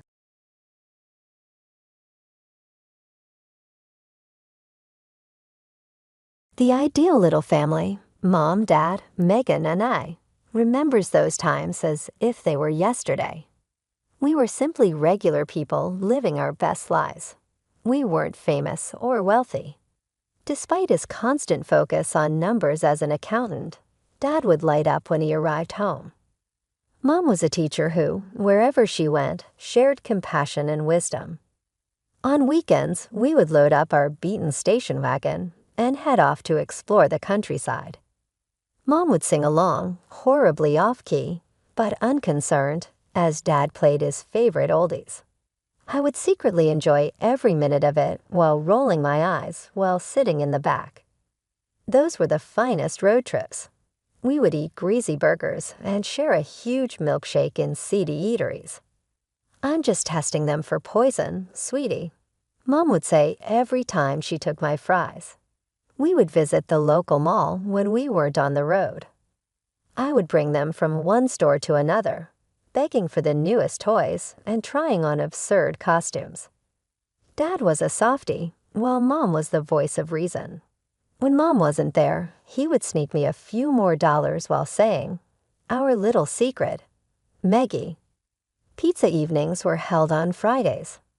We would place our order, watch corny movies, and spread out on the floor of the living room. Mom would silence Dad when he tried to explain the storylines, and I would stuff my face with pepperoni, just interested in the present. Mom started feeling exhausted all the time when I was 11 years old. We didn't give it much thought at first because teaching is, after all, so demanding. Then followed the doctor's appointments, the anxious mutterings, and the silent phone conversations. No one explained anything to me, so I had no idea what was going on. However, I sensed the shift in the atmosphere. The road trip ceased, the laughter slowed, and the pizza evenings gave way to tense, silent meals. I heard Dad talking on the phone one evening, his voice breaking. "Mike, the therapies aren't working. I have no idea what we will do." I realized then that Mom was seriously ill, and that our idyllic little world was on the verge of collapsing. I longed to return to those carefree times, stop time, and remain in that state of blissful ignorance indefinitely. However, that isn't how life operates. There was nothing I could do to prevent the storm from approaching. I attempt to recall the wonderful memories, like the taste of pizza on a Friday night, the sound of Dad laughing, and the scent of Mom's perfume, by closing my eyes for the time being. All I have left of the life I used to lead, the life I fervently hope to return to, are those memories. It took place on Tuesday. I recall it because it was pizza night, but there was only quiet and the awful beeping of hospital equipment instead of food, laughing, or Mom. Dad's voice cracked as he continued, "Megan, sweetie." Mom, she's gone. Suddenly, my entire world fell apart. My dearest companion and support, Mom, was no longer with me. As Dad held me and soaked my hair with his tears, I stood there motionless, unable to breathe or think. The weeks that followed were a haze of calls, whispered words, and dark clothing. It was impossible for me to eat. I was waiting for Mom to come in and tell me that it was all a horrible dream. However, she never did. Then, almost half a year after Mom passed away, something changed. Dad began to go out more. Before I saw her, I believed he was improving. She looked nothing like Mom and was tall and blonde. She had a smile that stopped short of her eyes, and her name was Karen. With an anxious expression, Dad added, "This is Karen, Megan." We have been going out together. It seemed unbelievable to me. He was already taking Mom's place, and she wasn't even cold in her grave. Karen's face was inches from mine as she leaned down. "Hello, Megan. I've been hearing a lot about you." Karen's eyes were hard and calculating, and her grin faded when Dad wasn't looking. I knew right then that this woman was danger. Karen was everywhere for the following few weeks. She would join us for supper, watch TV, and even attempt to assist me with my schoolwork. However, the mask would come off as soon as Dad's back was turned. One day, when we were by ourselves, she snarled, "Listen, kid. I intend to remain here. Don't think of any ways to ruin this for me." I truly did try to inform Dad. He only shook his head, though. "Karen is a lovely person, but I know this is difficult for you, Megan. All you're feeling is jealousy. Perhaps we ought to arrange for you to speak with someone." Feeling envious, it seemed unbelievable to me. Even my own dad believed I was making this up. Before I knew it, I was sitting in a therapist's office being informed that I struggled with change and had adjustment difficulties. In some way, Karen had persuaded Dad, our family, and even the neighbors that I was having problems. I heard her remark over the phone, "Poor Megan. She's struggling so much. There are mental health issues. We are providing her with the necessary assistance." Then the shocking news arrived. Dad broke the news a year and a half after Mom passed away. "We're getting married, Karen, and me. To allow you time to acclimate, we decided it would be ideal if you spent the summer at camp." However, I was aware that they were shipping me off so that my sour face, as Karen described it, wouldn't mar their wonderful day. Knowing that everything would be changed when I returned, I set out for camp with a sad heart. There was nothing I could do to stop my family from changing, therefore my house would no longer be mine. I returned from camp with a knot in my stomach. The house looked the same from the outside, but as soon as I stepped through the door, I knew everything had changed. "Welcome home, Megan," Karen said, her smile not reaching her eyes. "We need to talk about room arrangements. With the baby coming, we'll need to make some changes." My head spun. "Baby? What baby?" Dad's face lit up. That's right, you don't know. Karen's pregnant. You're going to be a big sister. Karen led me upstairs, chattering about nursery colors and baby names. We stopped at my room, or what used to be my room. We started converting this into the nursery, Karen said, pushing open the door. My heart sank. My posters were gone, replaced by pastel wallpaper.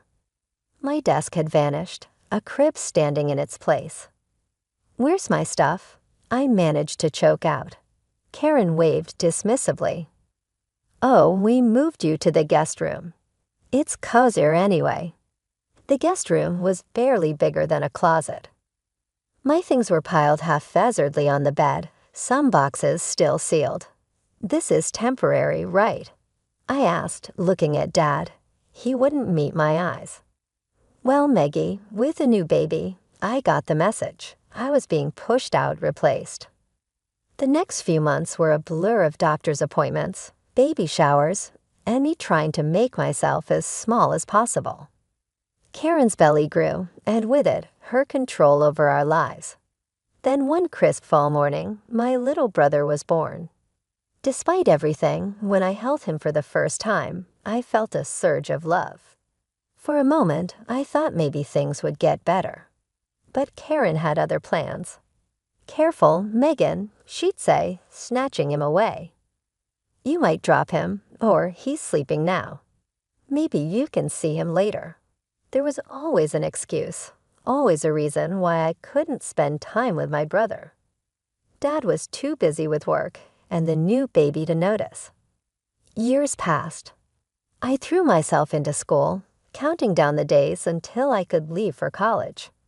My brother grew into a sweet, curious kid, but Karen made sure our interactions were limited. Finally, my senior year arrived. One night, I overheard Karen and Dad arguing. "She needs to learn responsibility," Karen insisted. "A job right out of high school would do her good." Dad's voice was firm.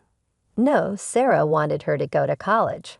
We set aside money for it. Megan's going."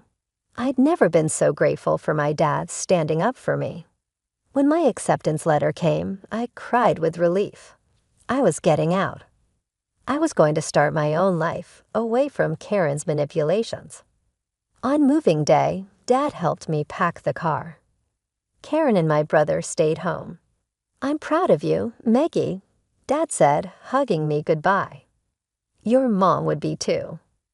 As I drove away, watching my childhood home disappear in the rearview mirror, I felt a mix of sadness and hope. I was leaving behind the only home I'd known in the little brother I never really got to know, but I was also driving toward freedom, toward a future where I could be myself without Karen's shadow looming over me. College was like a breath of fresh air after years of suffocation. I threw myself into my studies, determined to make something of myself. Advertising became my passion, a world where creativity met strategy, and I could finally express myself freely. But even as I reveled in my newfound independence, there was always a nagging ache in my heart. My little brother, barely 6 when I left, was growing up without me. During rare visits home, I'd catch glimpses of the amazing kid he was becoming. "Megan, look what I drew," he'd exclaim, showing me his latest masterpiece. I'd ruffle his hair, cherishing these brief moments. "It's awesome, buddy.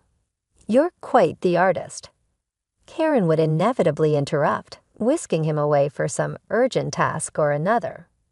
The distance between us grew with each passing year. Graduation day arrived, a bittersweet triumph as I stood in my cap and gown, scanning the crowd. I realized Dad and Karen weren't there. Later, a terse text arrived. "Congratulations on graduating. Dad, Karen." It stung, but I refused to let it dampen my spirits. I had a future to build. Thanks to my internships and portfolio, I landed a job at a hip advertising agency in the city. Grandma, Mom's mom, and my guardian angel helped me secure a tiny but cozy apartment. "Your mother would be so proud," she said, pressing a check into my hand. "This is for rent. She always wanted you to have a good start." Life settled into a comfortable rhythm. Work was challenging but rewarding. I made friends, went on dates, and slowly began to heal from the wounds of my past. For 3 years, I lived in relative peace, with only occasional awkward holiday visits to break the calm. Then out of the blue, my phone rang. Dad's name flashed on the screen. "Megan, it's Dad. I have some news. We've sold the house and bought a new place, bigger, more modern. I was hoping, well, would you help us move? It might be a good chance for us to reconnect." I was speechless. After years of distance, this sudden olive branch felt surreal. "Karen would be happy to see you too," he added, though I doubted that. "And your brother, Megan, he's 12 now. He asks about you all the time." I closed my eyes, weighing my options. Part of me wanted to refuse to protect myself from more hurt. But another part, the part that still missed my family and longed for reconciliation, won out. "Okay," I said finally. "I'll come." "Great." Dad's relief was palpable. "I'll text you the address. See you this weekend." As I packed a bag for the weekend, my emotions swirled. Hope mingled with anxiety, excitement with dread. Whatever happened, this visit would change everything. I just didn't know if it would be for better or worse. I pulled up to the address, my jaw dropping at the sight. The house was enormous, all sleek lines and modern architecture. It looked nothing like the cozy home I grew up in. Taking a deep breath, I walked to the front door and rang the bell. Dad opened it, a hesitant smile on his face. "Meggie, you made it." "Hi, Dad," I said, stepping inside. Karen appeared behind him, her smile as plastic as ever. "Megan, how nice of you to come," she said, her tone suggesting anything but. I looked around, expecting to see my brother. "Where's?" "Oh, he's staying with my parents for the weekend," Karen cut in smoothly. "We thought it would be easier to move without him underfoot." The look in her eyes told me everything. This was deliberate. She made sure my brother wouldn't be here, denying me even this small chance to reconnect with him. Swallowing my disappointment and anger, I forced a smile. "So where do you want me to start?" For the next few hours, I threw myself into the work. I scrubbed floors, arranged furniture, and hung curtains. It was easier than trying to make conversation with Dad or enduring Karen's false pleasantries. As I was sorting through some boxes in what would be the study, I came across a pile of framed photos. My heart stopped as I recognized one particular frame. It was a portrait of Mom, the one that used to hang in my childhood bedroom. Her smile beamed at me from beneath a layer of dust. Clutching the photo, I walked into the living room where Dad and Karen were discussing paint colors. "Dad," I said, my voice shaking slightly. "Why is Mom's picture in a pile of junk?"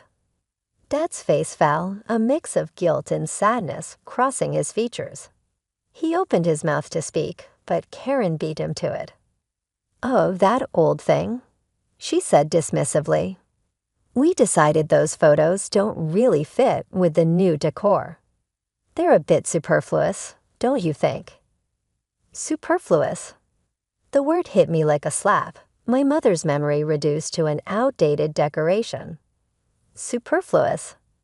I repeated, my voice dangerously low. "This is my mother, your wife," I added, looking at Dad. Dad at least had the decency to look ashamed. "Megan, we didn't mean." But I was already moving, gathering up every photo of Mom I could find. I found her old jewelry box, a few of her books. Without a word, I carried them out to my car, ignoring Karen's protests and Dad's weak attempts to explain. As I placed the last item in my trunk, I felt a storm of emotions threatening to overwhelm me. Anger at Karen's callousness, disappointment in Dad's spinelessness, and a deep aching sadness for the mother I'd lost and the family that seemed beyond repair. I slammed the trunk shut, the sound echoing in the quiet street. For a moment, I considered getting in the car and driving away, leaving this mess behind once and for all. But something stopped me. Maybe it was the memory of Mom, her voice in my head telling me to be strong. Maybe it was the thought of my little brother, who I still hadn't seen. Or maybe it was just sheer stubbornness, refusing to let Karen win. Whatever it was, I found myself walking back into the house. Karen was nowhere to be seen, probably hiding to avoid confrontation. Dad stood in the hallway, looking lost. So I went back to cleaning, trying not to think about Dad's betrayal. As I was about to leave, Dad caught my arm. "Megan, wait. There's something else." I turned, eyebrow raised. "What now?" He shifted uncomfortably. "We're having a housewarming party in a few days. We would really appreciate your help." Before I could respond, Karen swooped in, her voice dripping with false sweetness. "Oh yes, Megan, we could really use your assistance. Perhaps you could handle the catering. I'll take care of the cleaning, invitations, and overall organization." I opened my mouth to refuse, but Dad jumped in. "Please, Mickey. All our relatives and friends will be there. We can't manage without you." His pleading eyes wore me down. Despite everything, a small part of me still wanted to make him happy. "Fine," I sighed. "I'll help with the food. I'll even pay for it myself." Karen's smile widened. "Wonderful. We're thinking of an Italian theme, to christen the new kitchen." I nodded, an idea forming. "Actually, I know the best Italian restaurant. I'll order from there, quality guaranteed." Karen's eyes narrowed slightly. "What's the name of this restaurant?" "Bella Nod," I replied, watching her carefully. She nodded, looking satisfied. "Sounds perfect. We'll leave it in your capable hands then." As I drove home, I couldn't shake the feeling that something was off. Karen's sudden agreeableness was suspicious, but I pushed the thought aside, focusing on the task at hand. Over the next few days, I threw myself into planning the perfect menu. I called my friend Maria, owner of Bellet. "Megan, it's been too long," she answered cheerfully. "Hey Maria, I need a favor. My dad's having a housewarming party, and I'm in charge of food. Think you can help me out?" "For you, anything." "What are you thinking?" We spent an hour crafting the perfect Italian spread. Antipasti platters, handmade pasta, tiramisu for dessert, the works. I spared no expense, wanting to prove I could handle this responsibility. After finalizing the order, I felt a mix of anticipation and nervousness. Despite everything, a small part of me hoped this party might be a turning point. Maybe, just maybe, we could start to heal our fractured family. The next week dragged by slowly. I kept myself busy with work, but my mind often wandered to the upcoming party. I checked and double-checked the order, making sure everything was perfect. The day before the housewarming party, my phone rang. It was Maria from Bellet. "Hey Megan, I'm a bit confused. Your stepmother called yesterday and asked to move the food delivery to today. Did the party date change?" My heart sank. "What?" "No, it's supposed to be tomorrow." Oh, Maria sounded worried. "Well, I wanted to double-check with you before making any changes." I thanked her, my mind racing. After hanging up, I immediately called Karen, my suspicions on high alert. "Hi, Karen. Just wanted to confirm the party details for tomorrow," I said, keeping my voice neutral. "Oh yes, everything's set for tomorrow at 7 p.m., she replied smoothly. "We're looking forward to it." I thanked her and ended the call, my hands shaking with anger and disbelief. It was clear now. Karen had tried to change the delivery date behind my back. She wanted me to miss the party entirely.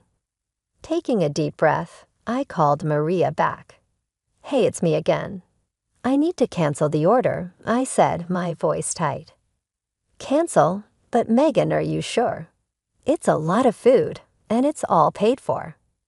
"I know. Keep the payment. Consider it a gift. Use the food for the restaurant if you can." After hanging up, I sat in stunned silence. The betrayal stung, but a part of me wasn't surprised. This was classic Karen, always finding new ways to push me out. The same evening, curiosity got the better of me.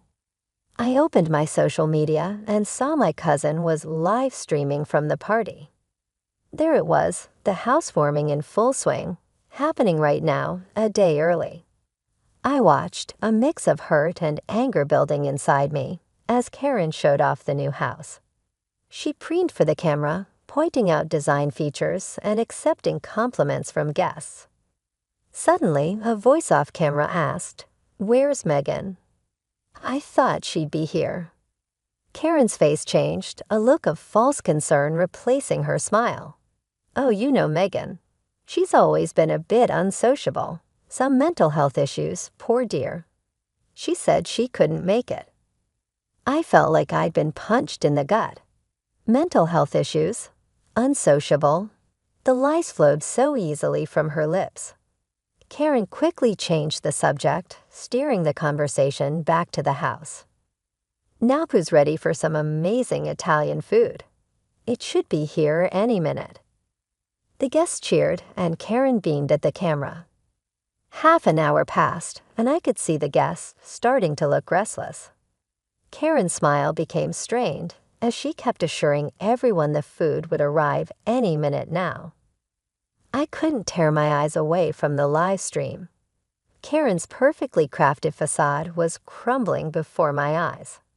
Her smile had become a grimace as she dialed the restaurant's number, the speakerphone amplifying every word for the gathered guests. "Hello, Bellad. This is Karen. Where is our food order?" The response was clear and devastating. "I'm sorry, ma'am, but that order was canceled earlier today by Megan. There won't be any delivery." Karen's face contorted with rage. "What? That little?" she shrieked, turning to my father. "Call Megan right now." Dad, looking flustered, pulled out his phone. I watched, heart pounding, as he dialed my number. When I answered, his voice boomed through the speakerphone. "Megan, how could you cancel the food order? You've ruined everything." Taking a deep breath, I replied calmly, "Dad, why did you change the date of the housewarming? Why wasn't I invited?" The room fell silent. Dad's face paled as he stammered, "We," Karen said. Murmurs rippled through the crowd. Guests exchanged meaningful glances, eyeing Karen and Dad with suspicion. Suddenly, Karen snatched the phone from Dad's hand. "You ungrateful brat," she screeched. "After everything we've done for you, you're trying to sabotage us, aren't you?" I let her rant for a moment before speaking, my voice steady and clear. "I think everyone can see now who really has mental health issues in this family, and it's not me." Karen's hysterical shouting filled the room, but I could see the damage was done. Guests were backing away, some already heading for the door. "I'm done being your scapegoat, Karen," I said firmly. "And Dad, I'm done watching you choose her over your own daughter. Goodbye." With trembling hands but unwavering resolve, I hung up the phone and terminated the live feed. The deception, the manipulation, it was all over and visible to everybody. I disregarded the flurry of calls and texts from Dad and other family members in the days that followed. I needed time to think, to recover. Dad arrived at my residence a week later. His eyes were red-rimmed, and he appeared gaunt. He said, "Megan, I'm so sorry first." I have been blind. I lost sight of what truly mattered because I let Karen to take charge of everything. "Give me a chance to put things right, please." Something in his look made me want to smash the door in his face, but I refrained. Dad, it's not that easy. You left me behind. You overlooked me. He replied, I know, in a voice that broke. However, I'd like to change. I'll do better, I swear. Maggie, please. Carefully and slowly, we started to mend our friendship. Dad began making frequent phone calls, and we got together once a week for coffee. Sometimes Dad even brought my younger brother along, out of Karen's prying eyes. Regarding Karen, I had heard rumors that she had become somewhat of a family outcast. She withdrew into a shell of resentment once her falsehoods were exposed. After several months, life found a new rhythm. I poured myself into my work and worked my way up the advertising agency's ranks. Fueled by the emotional anguish I had experienced, my creativity blossomed. I have no idea what my family's future holds. Healing takes time, and the scars are deep.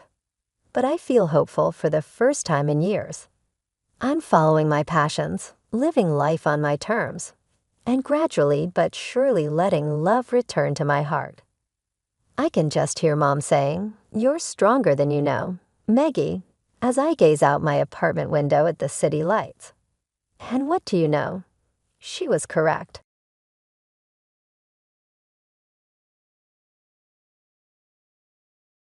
As the eldest of two daughters, my name is Ashley. I was the independent one, the serious one, as far as I can remember. Lily, my sister, was the exact opposite. Our home was always noisy while I was growing up. Lily's giggles, the adoring words of Mom and Dad, and the incessant hum of the newest pop tunes. Me, I like to spend my time in peaceful places, reading or working on my schoolwork. Holidays and birthdays served as a sharp reminder of Lily and my differences. I would carefully save away the money I got, while she would go through her gifts and exclaim with joy at the newest, stylish clothing or technology. "Ratch, what are you saving for now?" With a tinge of pride in his words that never quite made it to his eyes, Dad would inquire. I would respond, "A laptop for studying." The computers in the library are constantly full. I could notice the gap even though he would not. Why I didn't desire the things other girls my age had was never fully understood by them.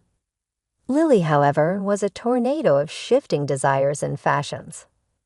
"Have you seen the new iPhone, Mom? Everybody has one at school." I must have it. She would have it instantly, without having to ask any questions or save anything. I can still clearly recall the day I purchased my laptop. I had spent months saving money and looking into the ideal model for my requirements. I was really proud of myself when I got it home. Observe, I received it at last. At dinner, I made the announcement. From her plate, Mom looked up. "That's good, sweetie. Tell us about your mall day, Lily." Suddenly, the topic of discussion changed. My accomplishment was overshadowed by Lily's lengthy account of her most recent buying binge. I knew they loved me in their own way, so it wasn't that they didn't love me. However, I was a far-off planet, silently circling on my own course, while Lily was the sun in our family solar system. The disparities simply become more noticeable as we aged. I kept to my comfy jeans and sensible ponytail, while Lily dabbled with the newest fashions and outrageous hairstyles. The library turned to become my second home, a peaceful haven where I could concentrate on my objectives undisturbed. With the same zeal I had displayed throughout high school, I put myself into applications when it came time for college. I studied for admission examinations, looked into scholarships, and spent many nights polishing my essays. One of my proudest days in life was the day I got my admission letter and full scholarship. I waved the note as I rushed into the kitchen. Dad, Mom, I entered, all aboard. While assisting Lily with her cosmetics, Mom glanced up. "Oh, that's good, my love. Hold steady, Lily.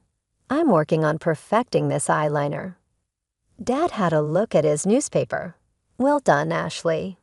We didn't anticipate anything less. I was accustomed to their indifferent response, but it still hurt. Holding the letter close to my chest, I withdrew to my room.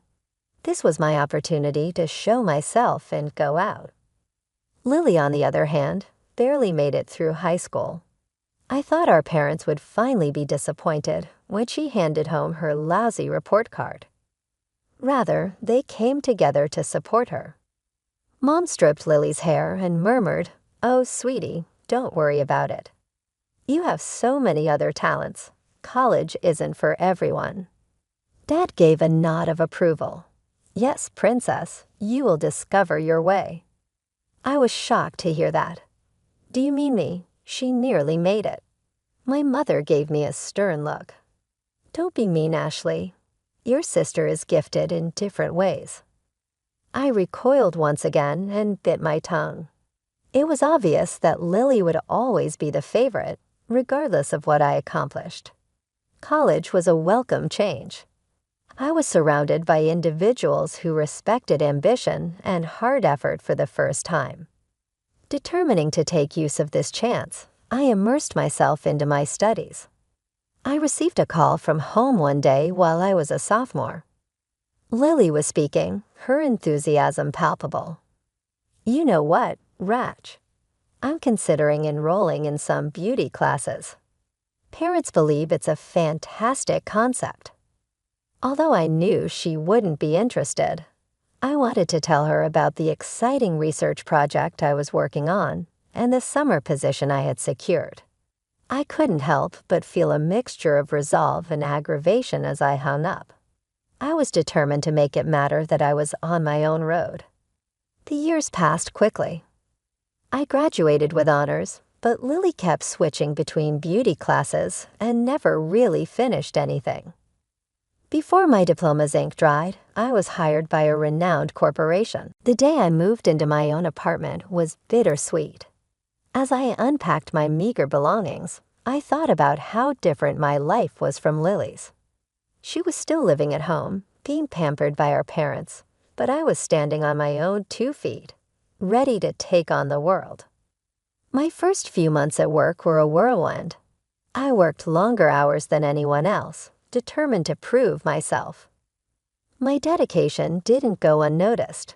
Within a year, I was promoted to team leader. I called home to share the news. Mom answered, "Oh, Ashley, that's nice, but guess what? Lily's met the most wonderful boy. He comes from such a good family. We're all so excited." As she rattled on about Lily's new boyfriend, my promotion faded into the background. I hung up, feeling deflated but more determined than ever. If my family couldn't appreciate my achievements, I'd just have to achieve even more. I threw myself into my work like a woman possessed. Days blurred into nights. Weekends became just another opportunity to get ahead. My dedication paid off. I got another promotion, then another. Before I knew it, I was head of the department, the youngest in the company's history. Mr. Thompson, the owner, called me into his office one day. "Ashley, your work has been exceptional. We've never had someone rise through the ranks so quickly." I beamed with pride. "Thank you, sir. I love what I do." He smiled. "It shows. That's why I want to offer you something special. We have a program for our top employees, a chance to buy an apartment at a significant discount. You've more than earned it." The next few weeks were a whirlwind of paperwork and planning. When I finally got the keys, I felt like I was walking on air. I decided to throw a housewarming party, a chance to celebrate my success with the people who mattered most. I didn't have much furniture yet, so I bought some inexpensive plastic tables and chairs.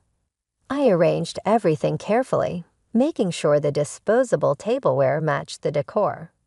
It wasn't fancy, but it was mine, and I was proud of it. The day of the party arrived. My colleagues showed up first, bearing gifts and warm congratulations. Then my family arrived. Mom, Dad, and Lily swept in like a whirlwind. I noticed Lily's eyes darting around, taking in the modest furnishings with a barely concealed smirk. As the evening wore on, I noticed a pattern.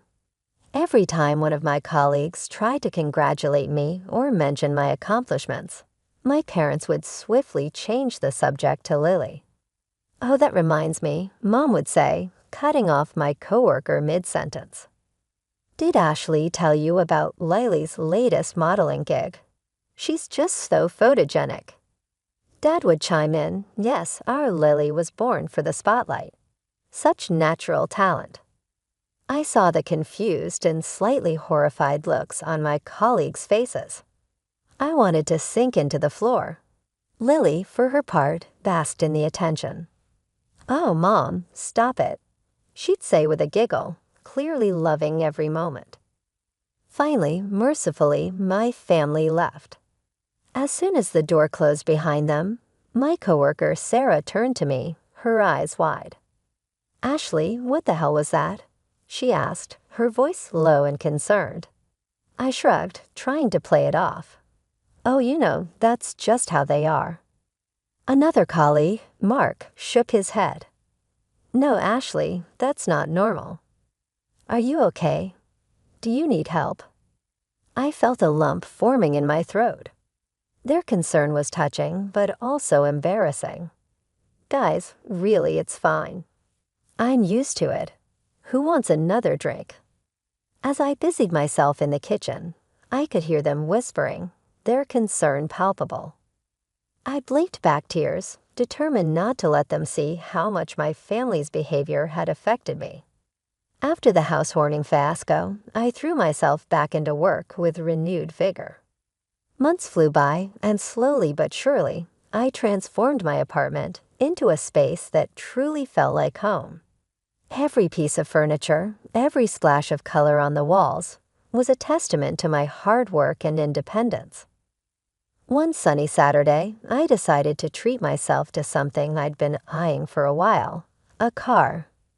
Nothing flashy, just a reliable sedan that would get me from point A to point B. As I drove it home, I couldn't help but feel a sense of pride. This was mine, bought with my own money, a symbol of my success. I hadn't planned on telling my family, but news travels fast.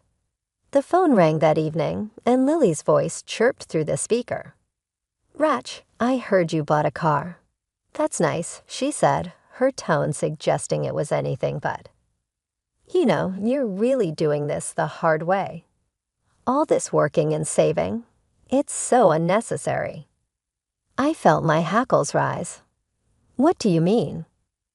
"Well, the main task of a woman is to get married, probably silly. Find a man who'll support you and give you everything you need.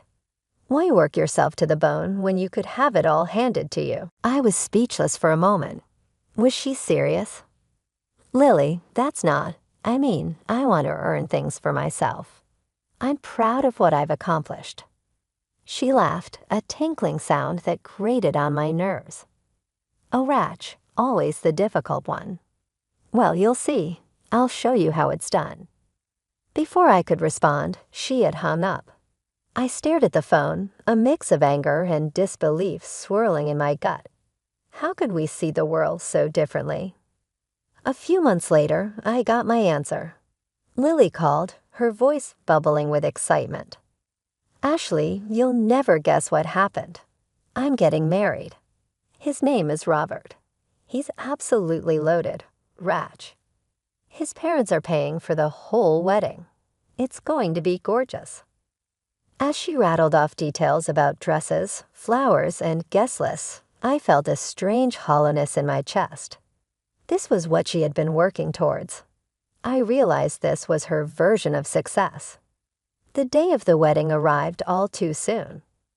I stood in the grand hall, feeling out of place among the glittering guests. Lily was radiant in her designer gown, and our parents couldn't stop gushing. I sipped my champagne, trying to quell the bitterness rising in my throat. Had they ever looked at me with such pride? Had they ever been this happy for my accomplishments? As the evening wore on, I felt more and more like an outsider.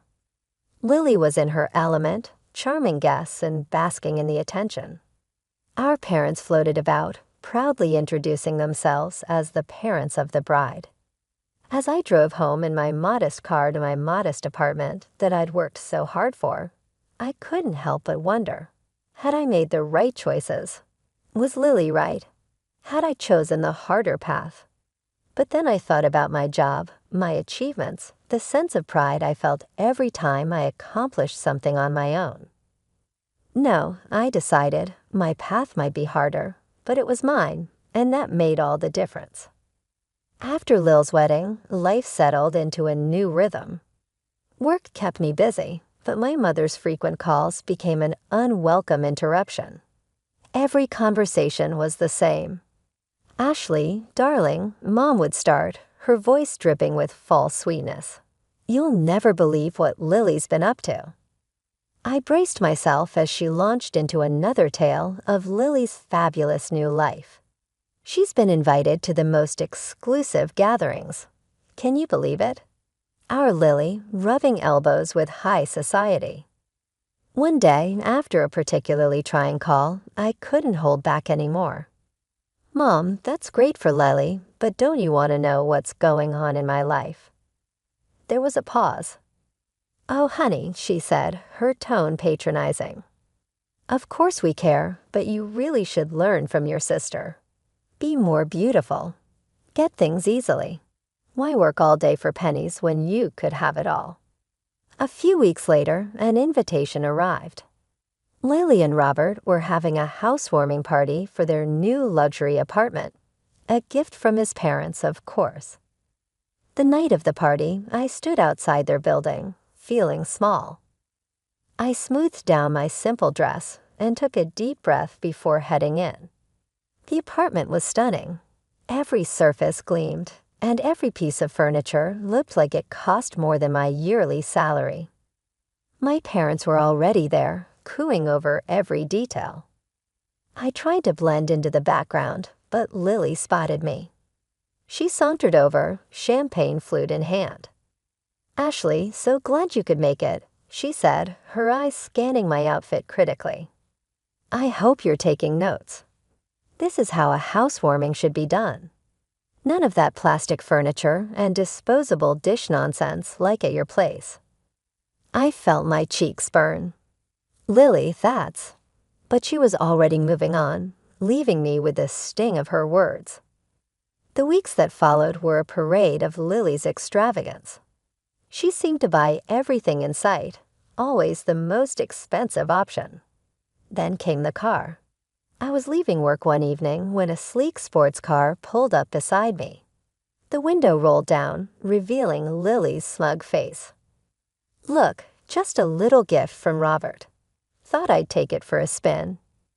I glanced at my reliable but unremarkable sedan. "It's very nice, Lily."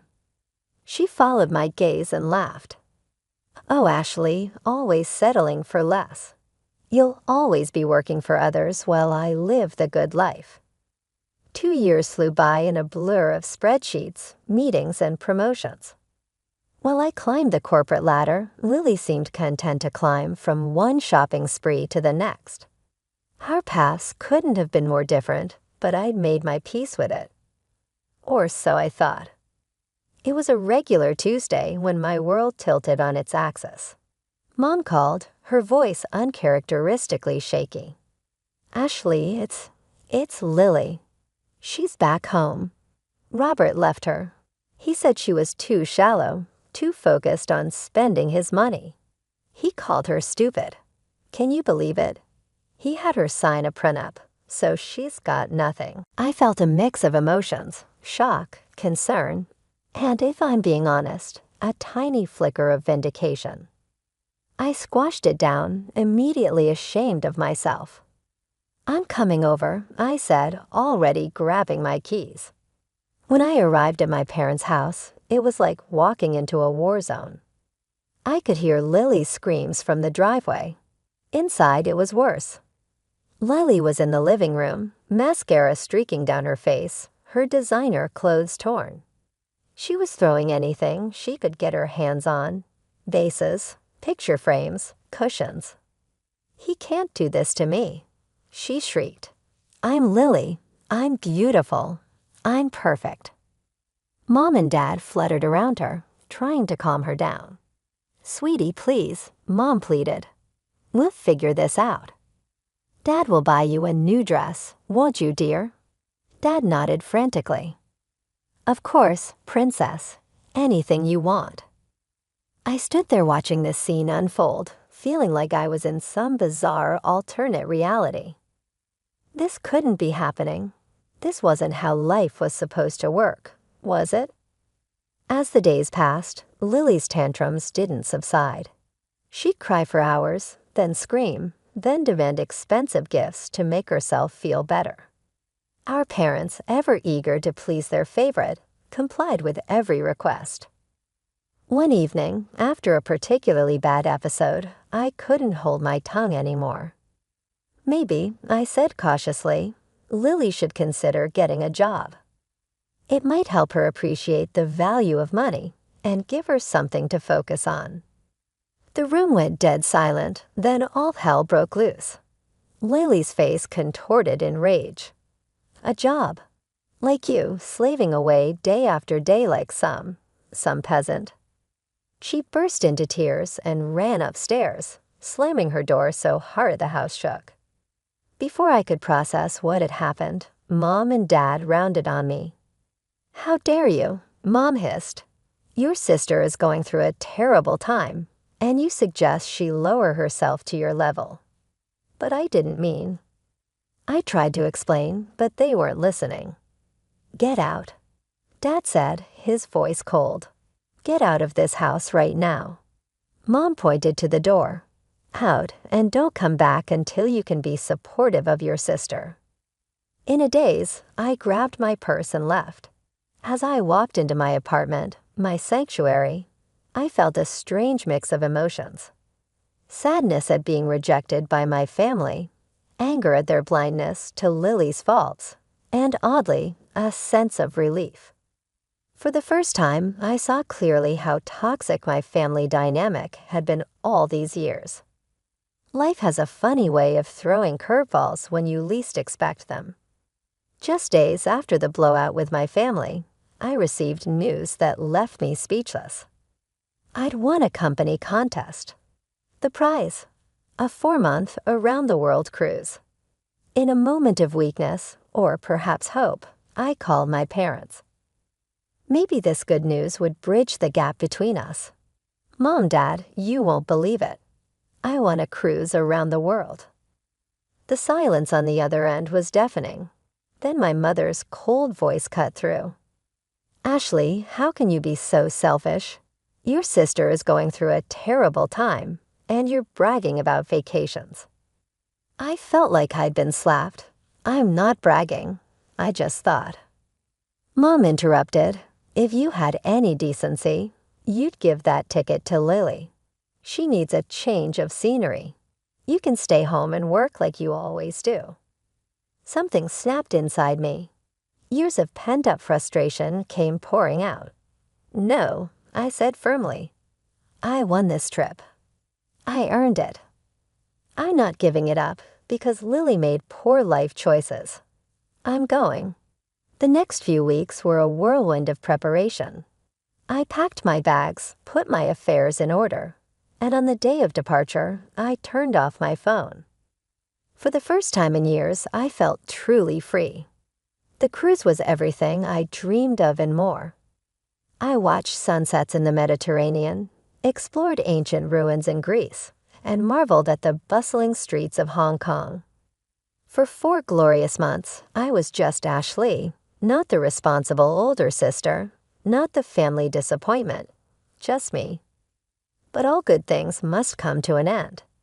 As the ship docked back home, reality came crashing back. I turned on my phone, bracing myself for the barrage of messages. Surprisingly, there were only a few missed calls from my parents. Feeling lighter than I had in years, I headed home. But as I approached my apartment door, I heard noises inside. My heart raced. Has someone broken in?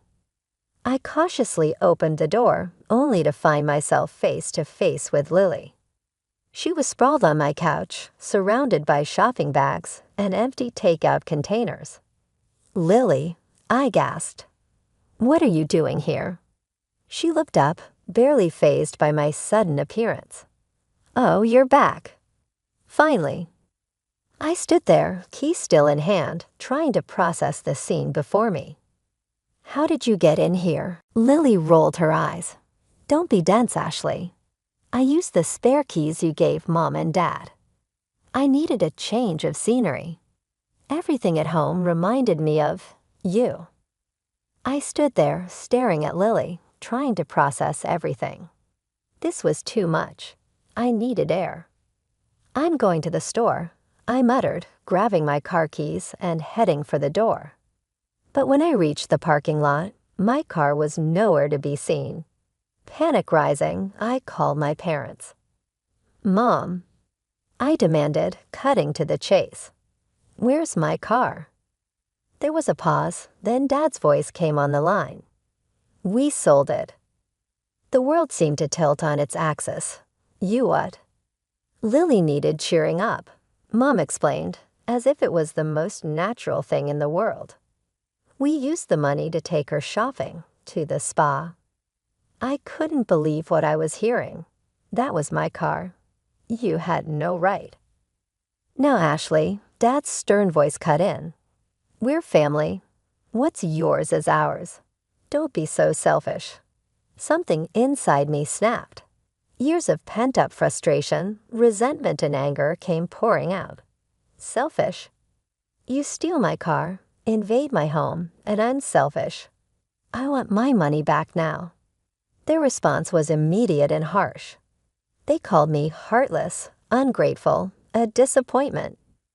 The words stung, but for the first time, they didn't break me. I hung up and marched back to my apartment. Lily was still there, oblivious to the storm raging inside me. "Get out," I said, my voice quiet but firm. Lily looked up, shocked. "What?" "Get out. Now." She tried to argue, to manipulate me like she always had, but I stood firm. For once in my life, I put myself first. I hired a lawyer the next day and filed a lawsuit against my parents for the car's worth. They were indignant and threatened to cut me off against their will and disown me, but I refused to back down. Court heard the matter. It was a torturous procedure that exposed years of financial and emotional torture for the scrutiny of outsiders. But justice won out in the end. The court gave me a favorable ruling. In order to pay me back, my parents had to sell their home. While they were moving into a tiny apartment, they continued to portray me as the bad guy who had destroyed their life. However, I was unaffected by their statements for once. I felt as though a burden had been lifted as I drove my new vehicle home from the showroom. I felt genuinely free for the first time in my life, free from manipulation, free from expectations, and free to be who I am. I stopped communicating with my relatives. Although it was a difficult choice, it was essential. The first few months were challenging. There were times when I felt alone and doubtful. But gradually, I started to create a life that I wanted. I put all of my effort into my work and advanced through the ranks fast. I met new people who valued me for who I was rather than what I could accomplish for them. I took trips, picked up new abilities, and discovered enjoyable pastimes. Above all, I discovered how to love and value myself, my power, and my perseverance. I can't help but grin now as I sit in my office and gaze out over the city. It wasn't an easy journey, but it was mine. I wouldn't have it any other way. I constructed my life piece by piece, choice by choice.